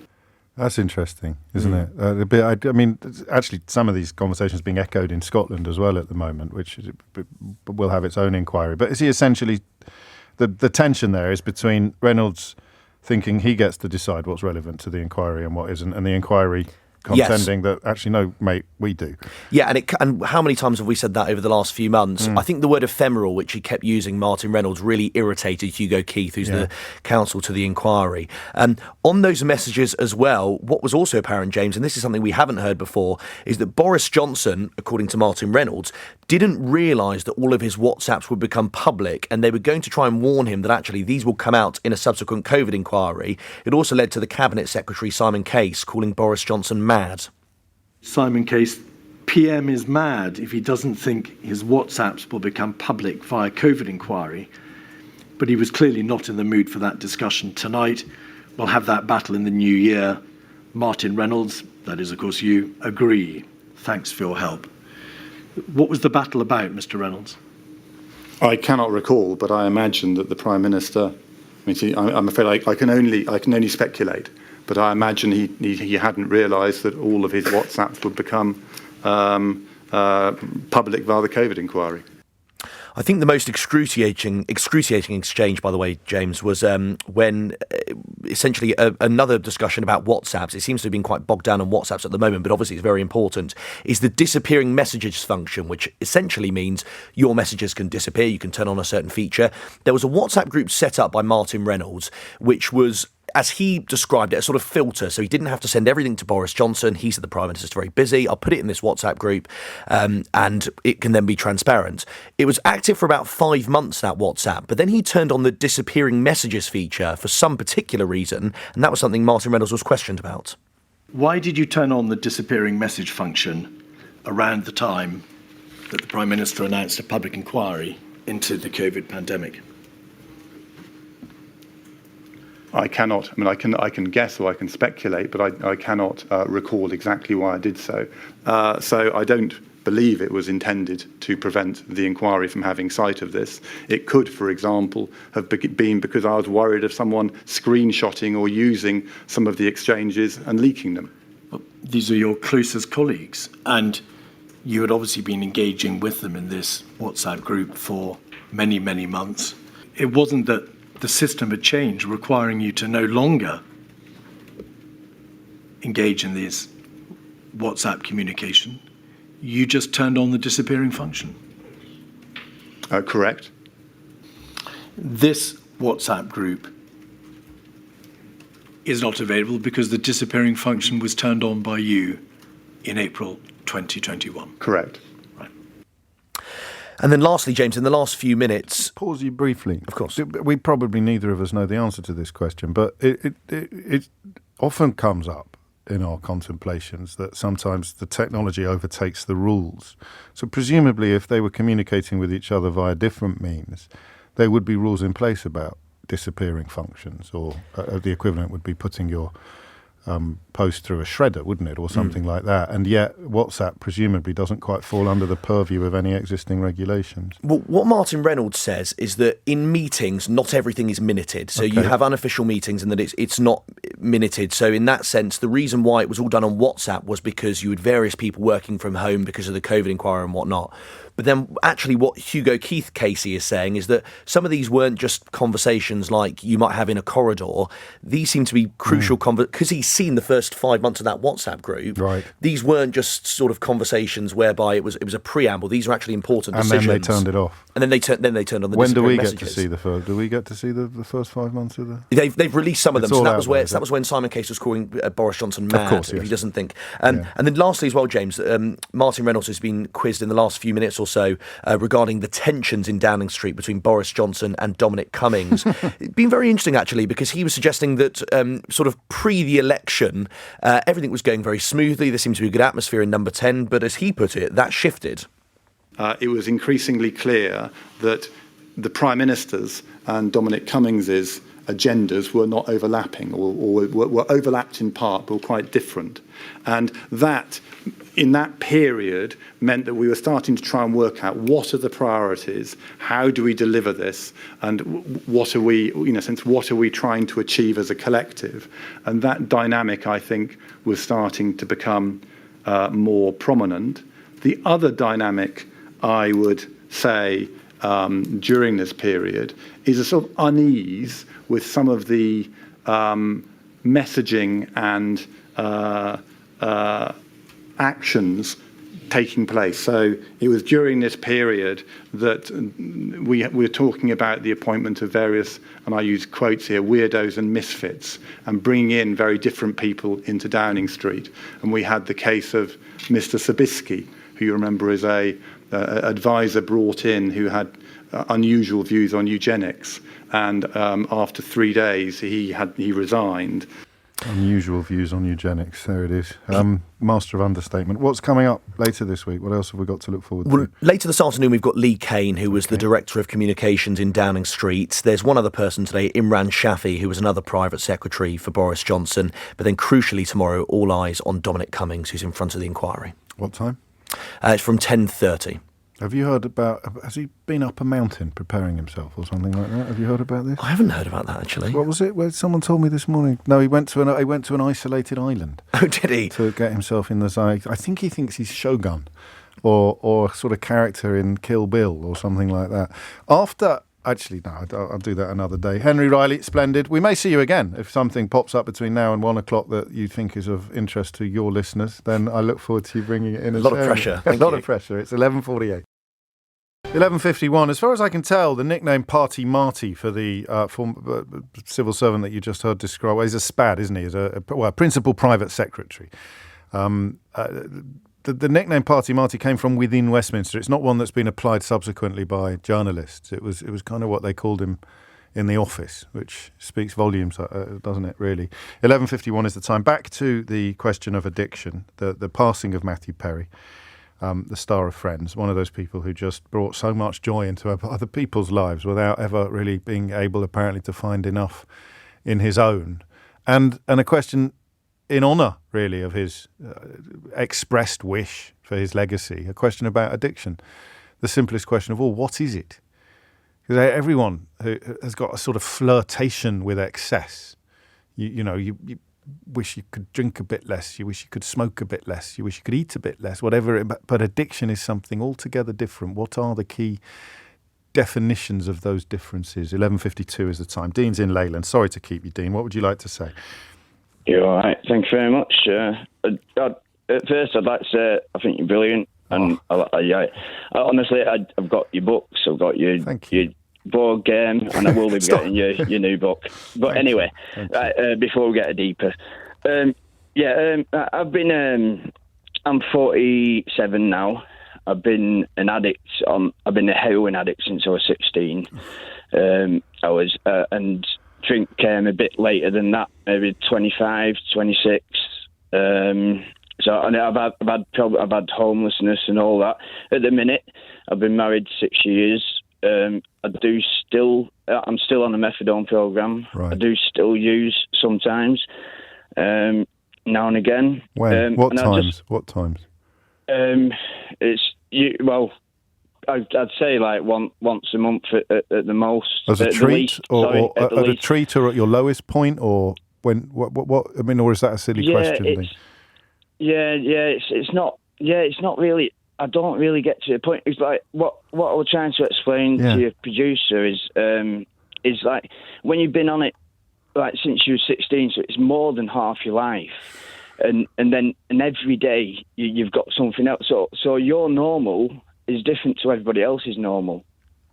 How you're feeling, So when you don't have anything, that's everyone else's normal, but you don't feel that great when you're like that. Do you know what I mean? Do you get what I'm saying? Yes, of course I do. Yeah. Of course I do. Yeah. But is there no place where you do? I mean, you can't even remember, can you, what you were like before you were 16?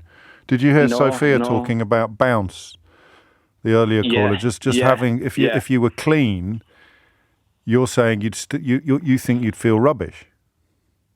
Yeah, to be fair, right. Yeah, and most of the, like I said, even when I'm clean of not using the drug, I'm still on the methadone program. Yes, of course. I work. I've got a wife.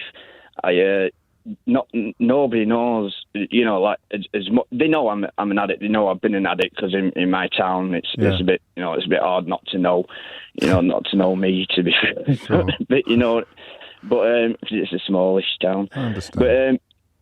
But yeah, so it's always been like, but now I am trying to change. I'm trying to change things now, but It's still hard. Why? Well, because I've got my wife and I love my wife. Like I said, I knew her at school, but we got back together about 7 years ago, and we got married like a year later. I've got a stepson. I've got grandchildren. I've just had a new grandchild. So you've got responsibilities. You're very young to have a grandchild. I've got 3 grandchildren, to be fair. But yeah. So I understand that, and of course the drive to change. What is it? If you had to explain, well, you don't have to pretend because you're talking to me. Someone who just doesn't quite get it. Someone who thinks, well, you just need, if you could just sort of, just pull yourself together, or just demonstrate a bit. What is it that happens that makes that sound stupid to you? That it's not about pulling. I mean, I've got like quite an obsessive person. If I like something, I really like it. Yeah. If I start listening to somebody like you, I've got a bit not obsessive, but you know what I mean. I'll get everything you've got and listen to everything you do. Right. Or like Arsenal, I love Arsenal, so I'll get everything you got. I love Bob Dylan, get everything he's got, listen to everything. So you can't do anything you can't do moderation, is what you're telling me. I think. Yeah, basically, yeah. If I really like something, I really like it, and it was always for me. It always seemed like I wanted to try heroin. For some reason, Grange Hill, Zamo. Yeah. Like when that was on, and everyone just say no and all that, and everyone was, and I seemed to want to do what he were doing. Well, that backfired then, didn't it, on you? That campaign. I know. That's what I thought. I don't think you were alone. I think, and I know that. I know Lee listens to the show. Actually, Lee McGuire, who played Zamo. I think that happened a bit more than anyone was expecting, but it is an odd one, isn't it? It appealed to something within you that you didn't even know was there. Yeah. To be fair, yeah. I mean, obviously, I started on smoking weed and drinking young and that and stuff like that, and didn't have the best of childhood. Well, there it is. All the rest of it. Well, don't say all the rest of it. You don't need to gloss over that. It's not fair. It's not fair to have an unhappy childhood. It's not fair. Sophia mentioned terrible things that happened in her past, and that seems to be a recurring theme in addiction. My wife keeps saying that. But what does she keep saying? Saying I should confront it and sort it. But I mean, to me, she is right.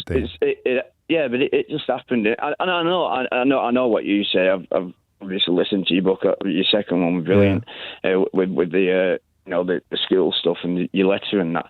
But but for me, I just feel like I just know what's happening. I know why I'm like I am, and even these groups. I've tried groups and stuff like that, but they just tell me stuff I know. It's just I just don't seem to get anything new from it. You know what I mean? I do know what you mean, and you know what I think. I don't think it's about you now. I don't think it's about 47-year-old grandfather of 3, Dean.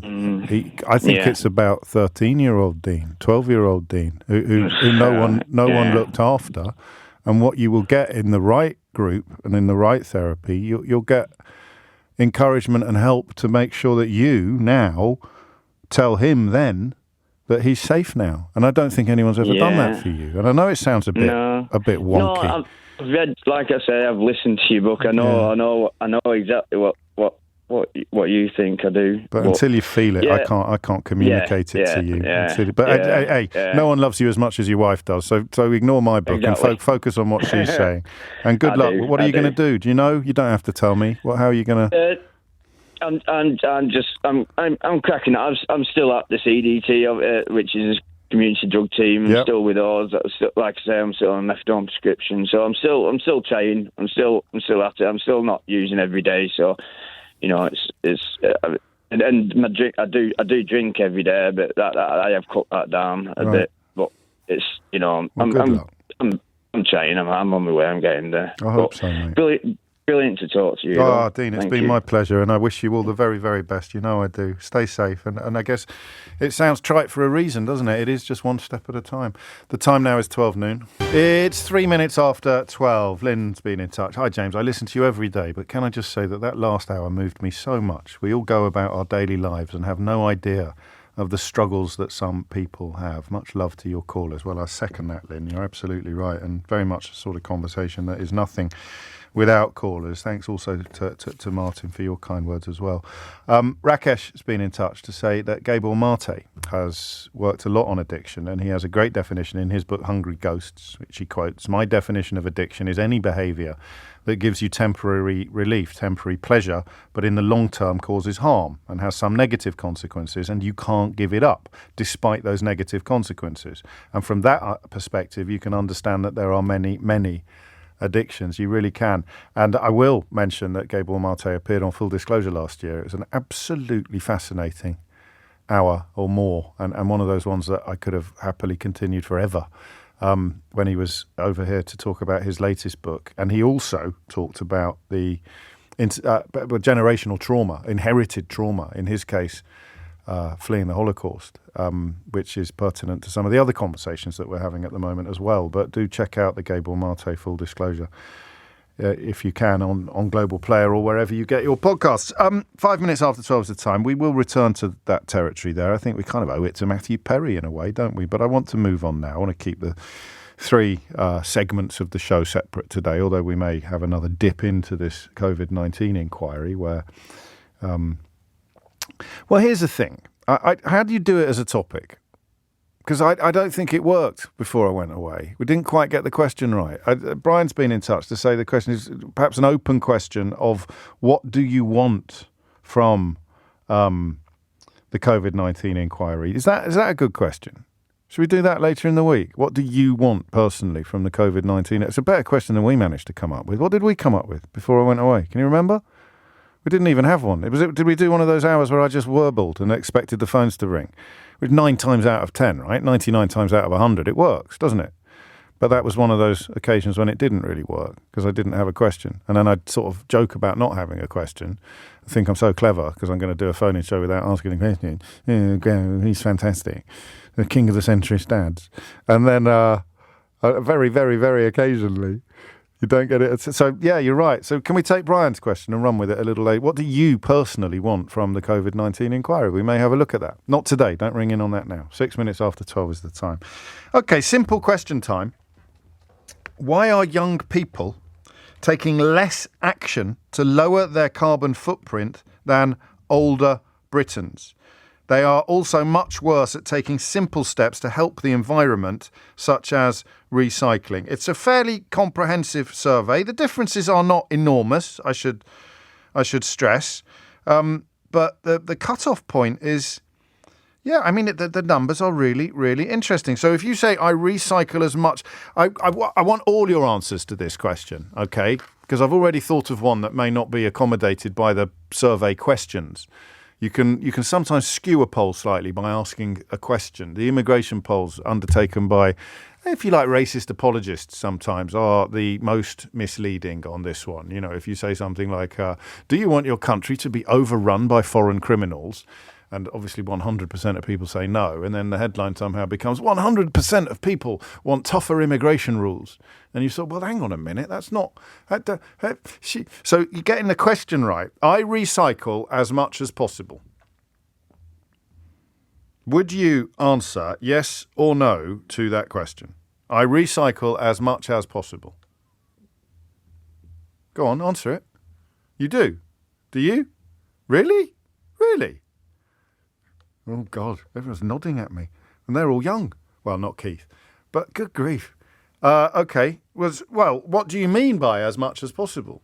So I have a recycling bin in my other bin, but sometimes if the bin man is outside and I've missed it, I'll just chuck it all in the bin and chuck it in the bin. So, no? Would you never do that? Okay. I'm 45 to 54. That's age. And that puts me in the second highest category of people who recycle as much as possible.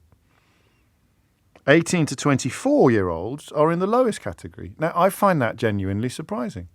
Genuinely. By the way, I don't do it often, by the way. I'm like once a year or something like that. But if I were to go through my bin, which would be slightly odd behaviour, I think the last time I did that was when I thought I'd lost my wedding ring. If I were to go through my bin, I would find some stuff in it that was recyclable. And I'm sure most, would you not?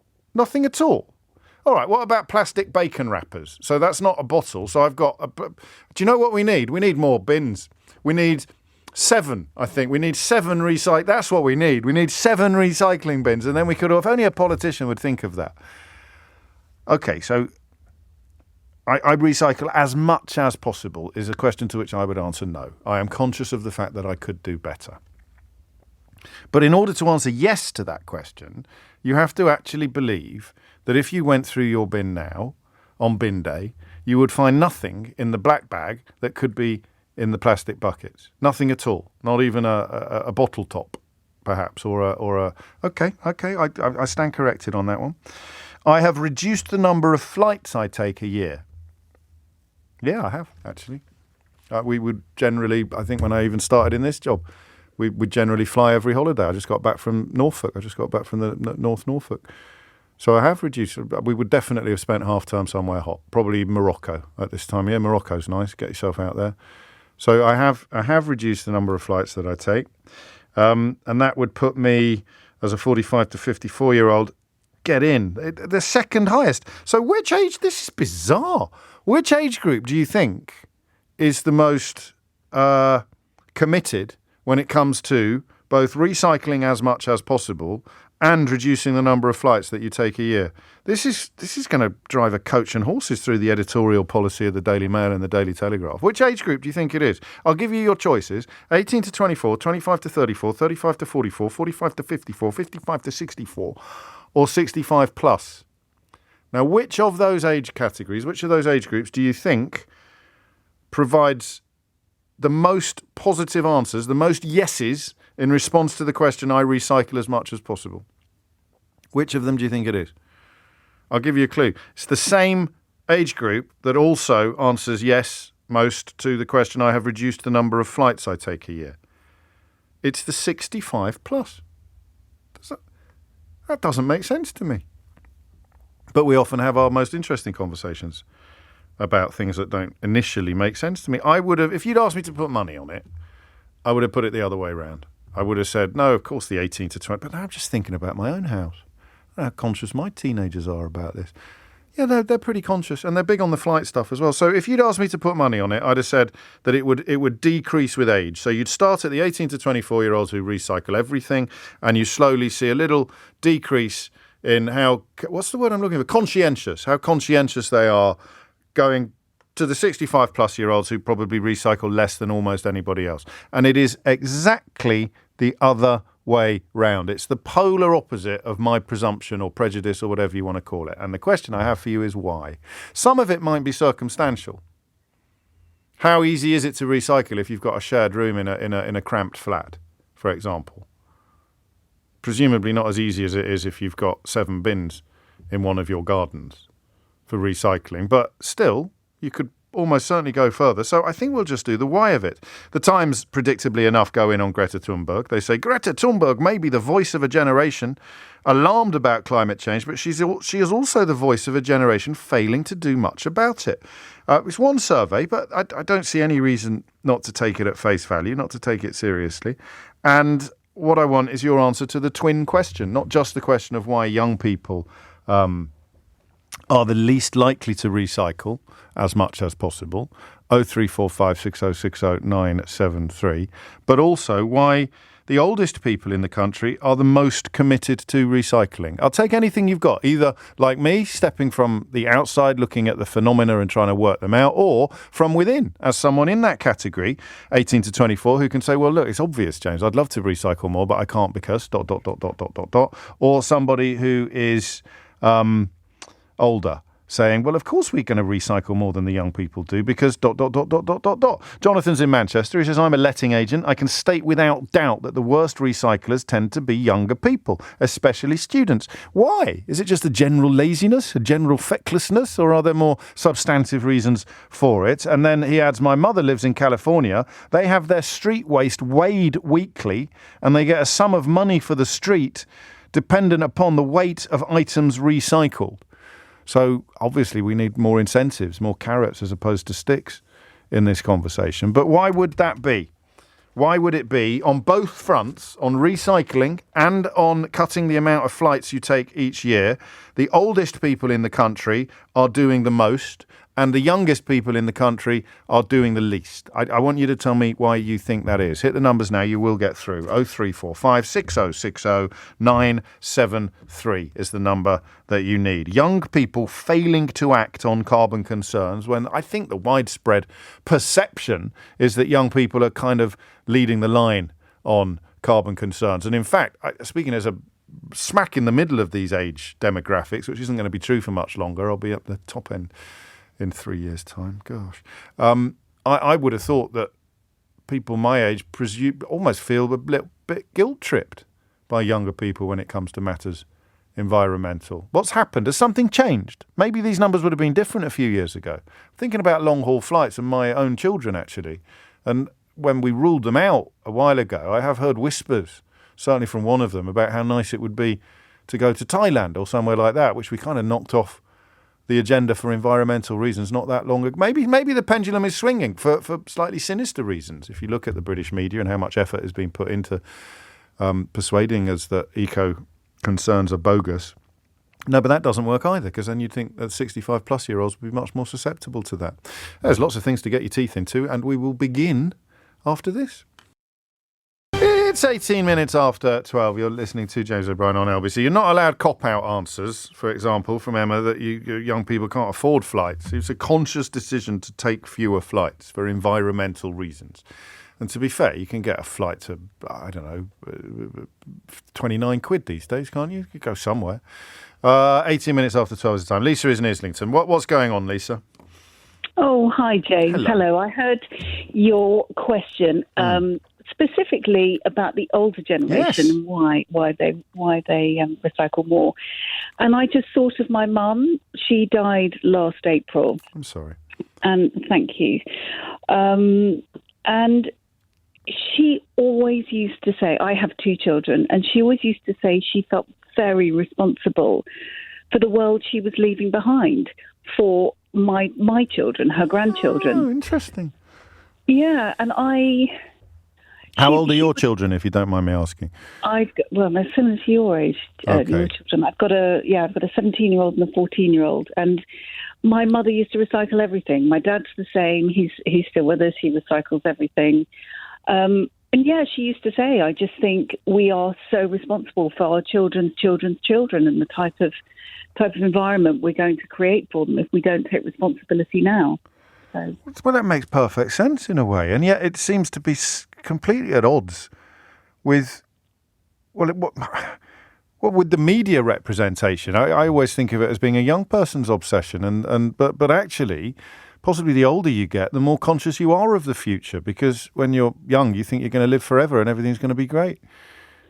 That's so true. And I also think, we just become, I think once you have children, and once you get older, you become so much more emotional and so much more in sort of touch with everything. You have such a broader vision of things, I think, than when you're younger and you just have yourself to sort of look after. But what are your youngsters like? Do your youngsters recycle less than their granddad? No, they're pretty good actually. But I was just thinking about this, and I wonder whether it's because I'm a similar age to you, and I think my children, they've grown up with me recycling. So it's like, oh, what bin does that go in, Mum? And you're like, well, it's that one. But I wonder whether there is a generation that perhaps grew up and just missed out on that urgency. So perhaps their parents weren't quite in that. They're just slightly older. 18 to 24 is the lowest, followed by 25 to 34. Then it jumps pretty quickly to 73% from 59. And then it's all the other 3 generations, 45 to 54, 55 to 64, and 65 plus, are all in the 80s. So there might be something in that. So they haven't had it passed on to them, and they haven't felt the finger of fate on their shoulder warning them that they have responsibilities for what they leave behind when they move on. Were you surprised then or not when I read out these numbers? I think I was, but I'm not really in touch with the sort of 20, 30-year-olds because I'm in my 50s and my children are teenagers and I've got my parents. So I don't know. We both need help. We both need 18 to 34-year-olds to tell us why they think their generation is so bad at recycling. Thank you, Lisa. Dave in Thetford's been in touch. He says, hi, James, our 24-year-old doesn't put anything into landfill. It's all under his bed and all over the floor in his room. 22 after 12 is the time. Ben's in Shrewsbury. Ben, what would you like to say? So I think it's very much like a generational thing, James. So older people typically won't have been used to the convenience of general day-to-day life that younger people kind of are privileged to. Yeah, So, you mean like disposability and the easy kind of, not technology necessarily, but just having everything at your fingertips and easy to access. Yeah. Okay. So, everything's on next day delivery. Everything's quick packed, easy, ready to, everything's disposable, quick and easy to throw away. Whereas I think older people would have been maybe used to a time where things weren't so easy and, you had to wash your nappies and all that kind of stuff and not just chuck stuff away. So recycling might be motivated, because we presume it's motivated by carbon concerns and footprints, but it might actually just be a mindset that is to do with making do and mending, as opposed to trying to protect the environment. Yeah. That's like a bonus of recycling. But no, that doesn't work, because it's the bins at the bottom of the garden, Ben. It's like you're going down there with a box of stuff and you're putting your tins in. You're not saving them for a rainy day. You're just putting them in different bins, aren't you? Yeah. Yeah, I guess so. I don't think that quite works. What do you do? How old are you? I'm 40. I make sure I recycle everything, so I keep all my plastics, my tins, everything separately. And where I live, I've got a bin store as opposed to separate bins, so I just put them all in separate bags and take them all over once every couple of days and put them in the relevant bins. Yeah. And so why do you think 18 to 24-year-olds would be measurably less conscientious than you at doing this? Because you're only 40. You're only 40. You're not like 65 plus. No, I'm not. No, for sure. I kind of sit right in the middle, I guess, don't I? Again, I just think it's that whole convenience thing. I just think it's just they're kind of used to just easy come, easy go. Easy come, easy go. You buy it, you chuck it in the bin, it's done. They don't necessarily have to worry about that. Or maybe they're not. Maybe go on. Sorry. Enough on it at school. I don't know. Well, I'd have thought they'd have had it, driven down their throats at school. I'd have thought that they'd have been getting loads more on recycling at school than my generation or your generation did. It's a popular thought, though. Owen picks up on that. The older generation grew up in the war, so they'll be more conscious about recycling and reusing.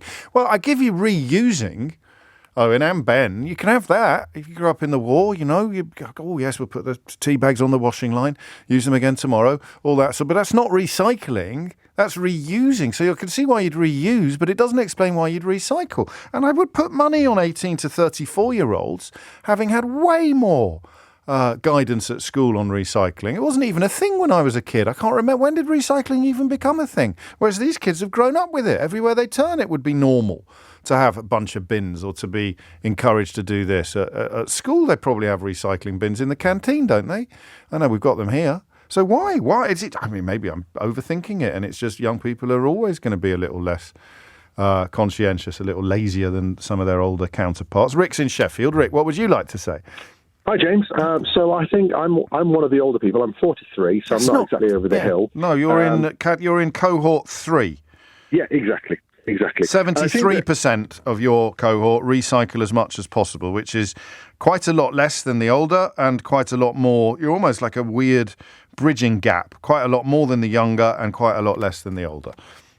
I think that the answer to your question is that once you go down this path and you buy into it, which is a case of a combination of exposure, perhaps growing up a bit, perhaps just, and I don't mean that in a negative way, I mean that some old people need to grow up, some young people have already grown up in this kind of responsible for your environment approach.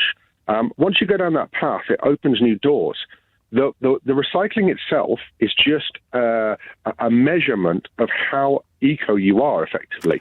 So some people like myself, I mean, I've got solar panels on the roof, I've got batteries, I've got an electric vehicle. I've done all these things because once my eyes were open to what we do to the environment, there's almost no turning back. And everything you learn on top of that reinforces it.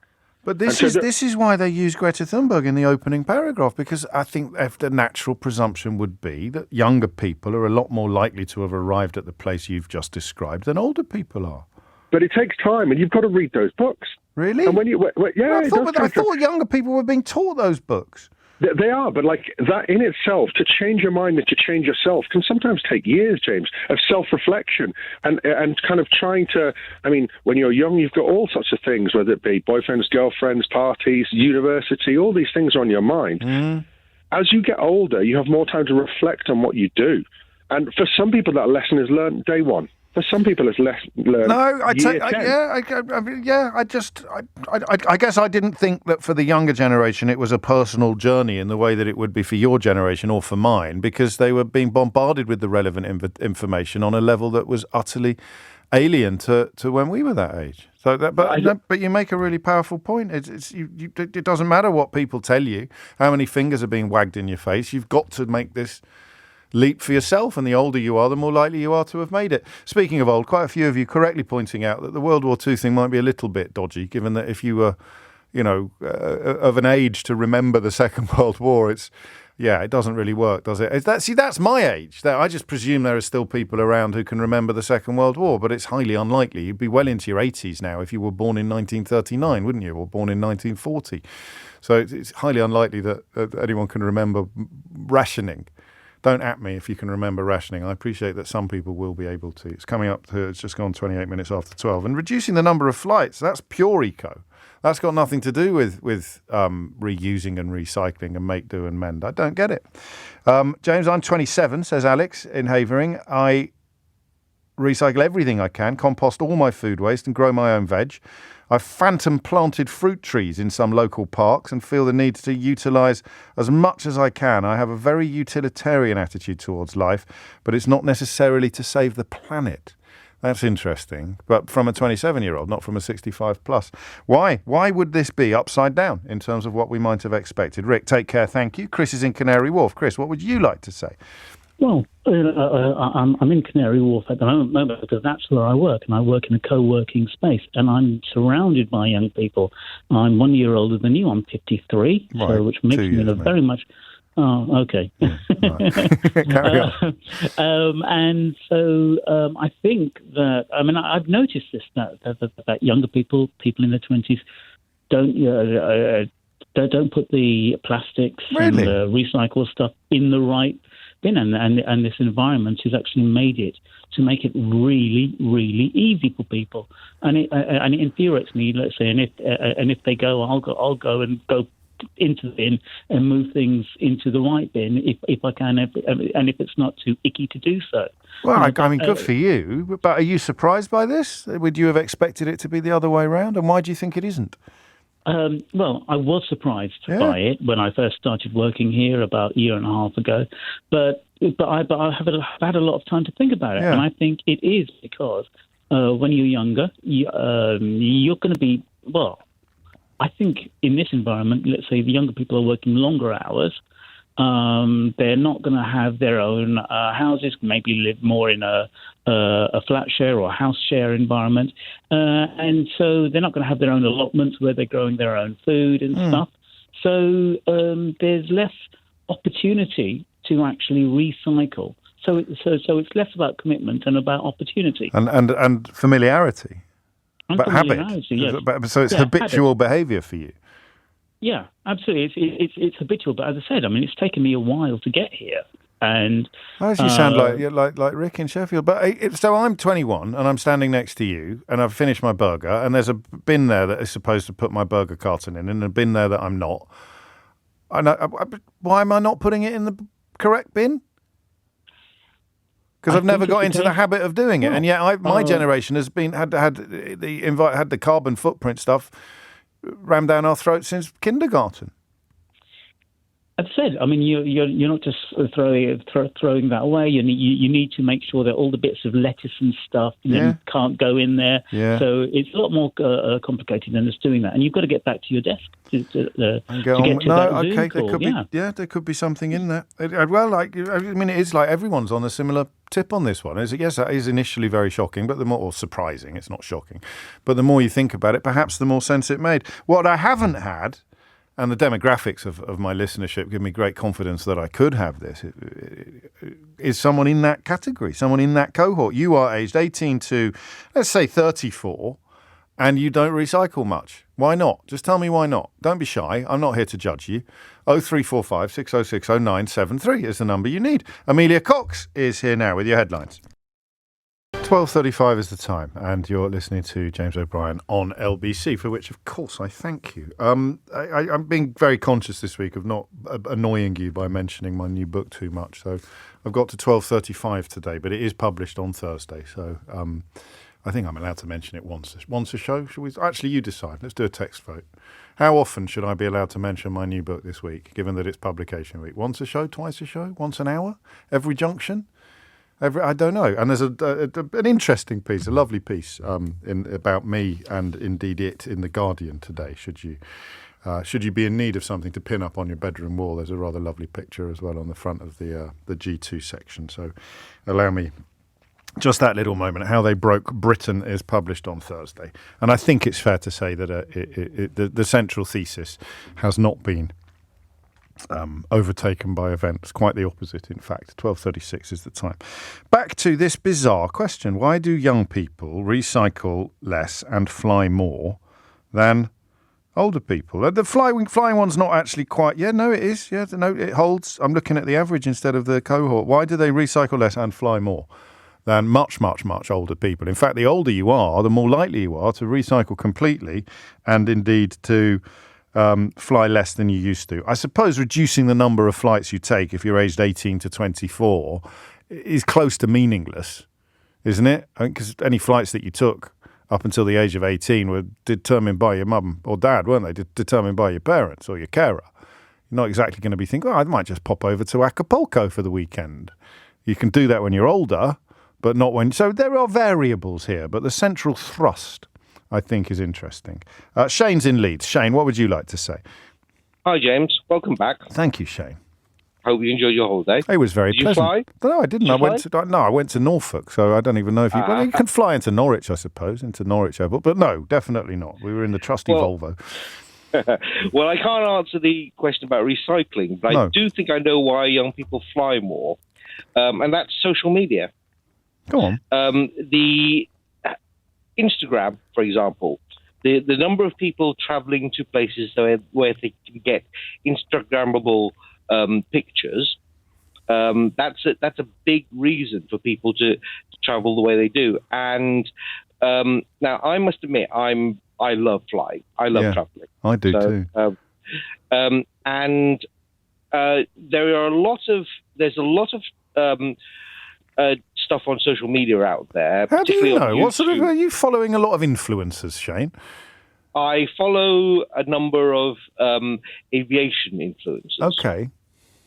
And they make it look very easy to travel the world, to do all these glamorous things, to go to all these... There's a watch chap who went to Kazakhstan the other day. It was very nice. And, you know, to show people that... But you're not a play. When you say aviation influencers, are we talking about sort of plane spotter types? No. People who love flying, travel buffs, travel bloggers. Yes. Yeah, but that's.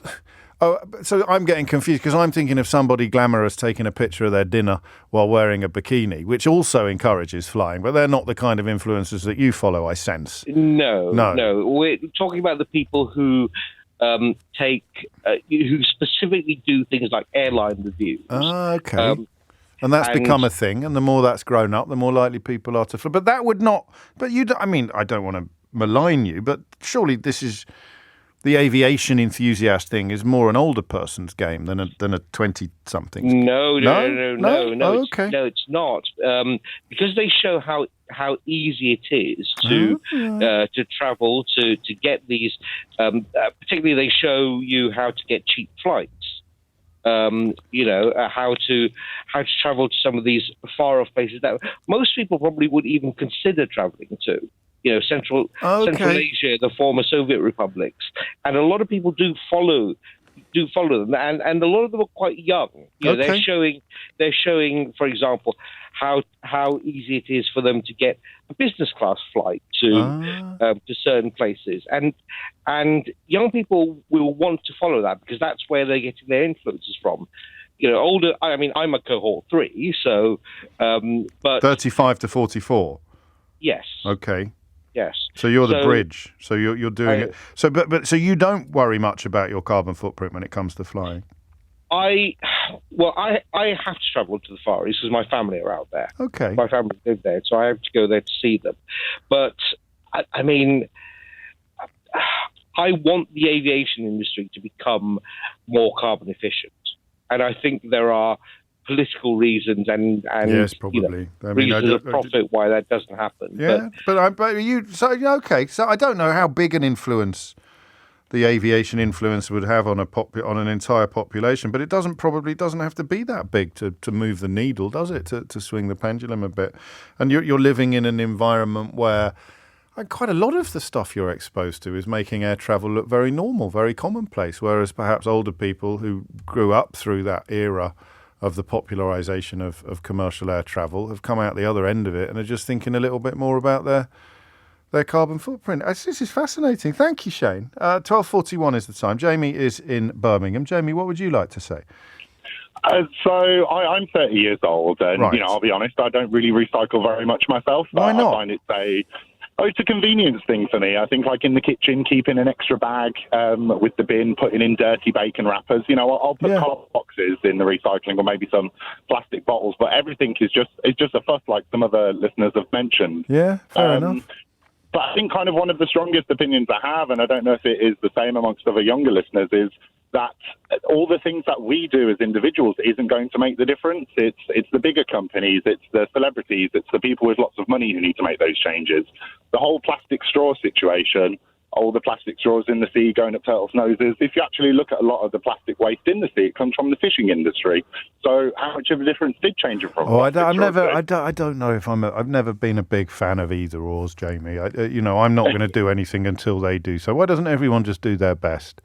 And then you can call upon other people to do more, but you can't use them not doing their bit as an excuse for you not doing yours. That's just silly. But then it's not just I'm not doing my bit because nobody else is. That is what you said. That is what you just said. It's like, obviously I don't do everything in the recycling, and it is an annoying But thing. here is 88% of 65-plus-year-olds recycling as much as possible. So they are leading from the front. You're just not following. And I kind of feel like it's, look at me, I'm doing all of my recycling. When actually this was it's not a poll. making the This was a difference. poll. They were asked. They didn't go marching up and down the street, knocking on your window, telling you how much recycling they were doing. They were just, of course, it makes a difference. The more that is done, the more difference is made. But you sound like one of those people who say, "Oh, what's the point of having a congestion charge? Because China is doing coal mining or something like that." There's never an excuse for doing less. It does feel like that a little bit. Celebrities taking 15-minute plane rides. All of the plane rides that I'll take in my life will be outdone by a couple of trips from one They just individual. sound a bit jealous, really. I probably am quite jealous of their holidays, to be fair. I probably would take more flights if I could. You've kind of undone your own argument there. So the only reason you've got a problem with them doing it is because you can't. And then I guess you can feel a bit patronised or condescended to when they turn around and say people should fly less. But then you'll find loads of examples of people flying less, and you won't even know about them because the kind of places. I was in London this weekend, and some friends came over. One travelled from Holland, and he came over on the trains rather than flying. So he made a conscious not to take and the flight. there you go. Train. So that was his reason for doing it, was it? I mean, he genuinely wanted to minimise his carbon footprint.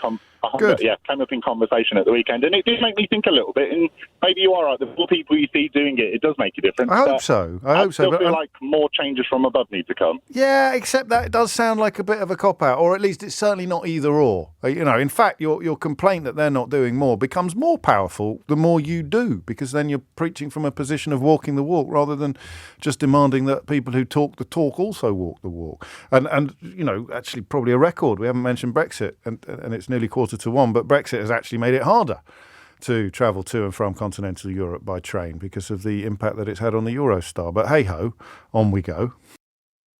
Gosh, is that the time? 12:48 already. 18 to 24-year-olds least likely to recycle as much as possible, least likely to have reduced the number of flights they take a year. 65 plus, most likely. Why? Lots of interesting answers, but I'm going to share my favourite with you now. Milk bottles. Milk bottles. So if you are of a certain age, then you would have had recycled milk bottles at home and at school. Every morning you would have put the empty, rinsed out milk bottles on your front doorstep. So perhaps the normalisation of recycling is a point we've missed. It was the normal thing to do when we were growing, albeit only with milk bottles, but extending it to everything else, like your orange juice cartons and the rest of it, does, I think, create the possibility that recycling it comes more naturally. Here you go. Dave adds to it. He says, I'm similar age to you. My earliest memories of recycling are of my mother putting out the milk bottles. My earliest commercial venture was in the very early 70s, taking pop bottles back to the shop to get the deposit back. That's true, that. So, I mean, glass, I guess, is the most obviously and easily recyclable, but we seem to have gone backwards on that, presumably because it's just so much cheaper to stick pop in plastic bottles. Was it the Corona man who used to come around like a milkman? I always promised myself I'd never turn into one of those radio presenters who does this kind of stuff. Was it the Corona man? Oh, don't you miss Spangles? I used to love a Spangle, I did. Oh, Texans. But a little bit of nostalgia goes a long way. I'm pretty sure that the Corona... Don't ring in. But yeah, and this as well was the one that gave me the idea. Boomers were raised on recycled milk bottles at home and at school. Rag and bone men. And switch the lights off. If you're every dad in the country would march around the house turning all the lights off, announcing that he's not the electricity board. Do I look like Midlands Electricity? And of course, as Keith points out, washable nappies as well. So maybe this is all very interesting. Barbara is in Swaffham, which I drove through on Friday. Barbara, what would you like to say?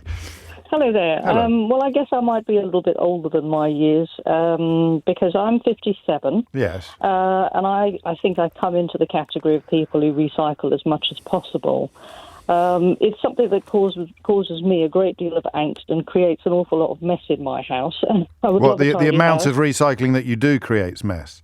Yeah, because I'm waiting for a trip to the supermarket, or I'm waiting for a trip to the dump, or I'm waiting for a trip to my local green shop that will take empty glass jars and bottles. So you save absolutely everything until you can dispose of it responsibly? Yeah, absolutely. And it drives my husband nuts, and he says, why can't we just have a reset and just throw everything in the bin? Because I agree with him, the house is a mess, but, there are tidy areas.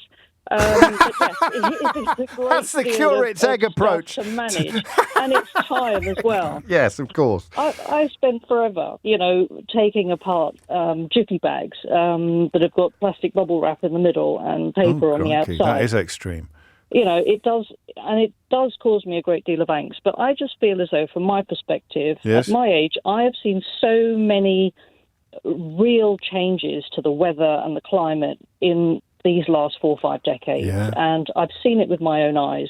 And I feel it, in the summers and, you see it where you are. I mean, more than ever at the moment in Norfolk, isn't it, with the flooding and stuff that was just going on last week? Yeah, absolutely. And I just wonder if my generation feel a little sense of responsibility because we were part of that process that has created... Trying to make up for things you've done in the past, whereas the younger people, someone sent me a message saying, it's all very well for us. We've been on exotic foreign holidays, but if you've never been to Marrakesh, Filey just won't cut it, which sort of is an interesting point as well. You think, well, I've seen Bangkok by moonlight, so we'll go to Wells next to the sea for our holiday this year. Yeah, absolutely. So there's an element of that. I mean, my mum used to work for an airline and she used to get tickets that cost her 1%, and every year we used to go away. We used to see family in the States one summer. We used to go to see family in Australia another summer. We used to come to England another summer. And we just did that cycle for as long as I was growing up, probably until I was about 10 years old and my parents retired. But I just have a sense also that, if you're young and an older person says to you, try and give them the benefit of your experience. Yeah, they really don't want to listen. They don't want to take advice from older people. So you just got to do actions, not words. And you've got to just experience things for yourself to realise that actually my parents were right and they said this and they said that and I never took any notice. And I sometimes wonder, because the younger generation haven't actually been through this climate change and they haven't seen it for real with their own eyes. They've only seen what they see, which is the now of it. Yeah, this is what they're born into. But they don't actually realise how bad it really is. I mean, I've got a son who's 30. Yeah. And he's got a wife who's nearly 30, and they have a 2-year-old. So this is my 2-year-old granddaughter. Yes. And I think if things have changed so much in the last 40, 50 years in my lifetime, how bad is it going to be for her when she's my age? And I feel a really deep sense of responsibility to do my bit. Which makes perfect sense. Everyone else does. Yeah, and it does explain why this age imbalance kicks in. How significant do you think it is that you live in the shadow of that wonderful wind turbine that they shut recently? I've actually been up the stairs. So have I. And I walked around it, yeah. And I won't say what my husband said when he got to the top of the stairs, but he didn't feel particularly fit. That's okay. But it is all because that's shut now. The Green Britain Centre, all of those things, which I thought were encouraging the younger generation to be a lot more conscious of carbon footprints and things like that, seem to have led us off in the opposite direction. Thank you, Barbara, and forgive me for just cynically shoehorning in my local knowledge at the end there. 12:54 is the time. Ruben's in Liverpool. Ruben, what would you like to say? What's going on? Talk to me about the age imbalance here. Hi, James. Thanks for having me on. I hope you had a good holiday. It was lovely, thank you. I've just come back from holiday as well. I spent 3.5 weeks in South America. Okay. And I believe very strongly that, climate change is the worst thing facing us currently. So you could easily call me a hypocrite for taking those long-haul flights. But my response would be, first of all, well, it was the only flight that I've taken in the last 18 months and probably won't take for another 2 years another flight. But also, if you believe, which I do, really, that in the next 20 or 30 years, climate change may well spell the end of society as we know it, that we may be facing a global collapse that we can't even comprehend, then what, as your text touched on, I know what you're going to say next, and it's going to make me laugh. Why should I not take the one opportunity that the world is going to end? If the world is going to end, why shouldn't I see Bangkok by moonlight? Well, absolutely, James. Yeah. Why shouldn't I see Machu Picchu? Why shouldn't I do a full moon party in Koh Samui and get absolutely banjaxed? And I don't believe, as you said, I don't believe it's either or. I don't, what your caller before last said, I don't agree with that. You should be recycling everything you can, which I do. But also, if I were to answer that poll, I do recycle in one hand everything I can, but on the other hand, I don't compost because I can't, because we don't really have a garden or a compost bin in Liverpool. We don't have a separate bin for that. We don't have 7 bins yet. We've only got 2. So if I can't do that, do I put down on the survey that I do recycle everything I can, or that I don't? Because obviously this is self-reported. Yeah, I think a lot of young people are aware of what we're not doing, and they might have they'd have a different. Might not be aware of what they could be doing that they're not doing. A different definition of as much as possible. I think you're right, but then we're sort of questioning the nature of the polling rather than the result, which is valid. Final question, briefly: how big a part of your decision to go to South America was, I want to see Machu Picchu before the world burns?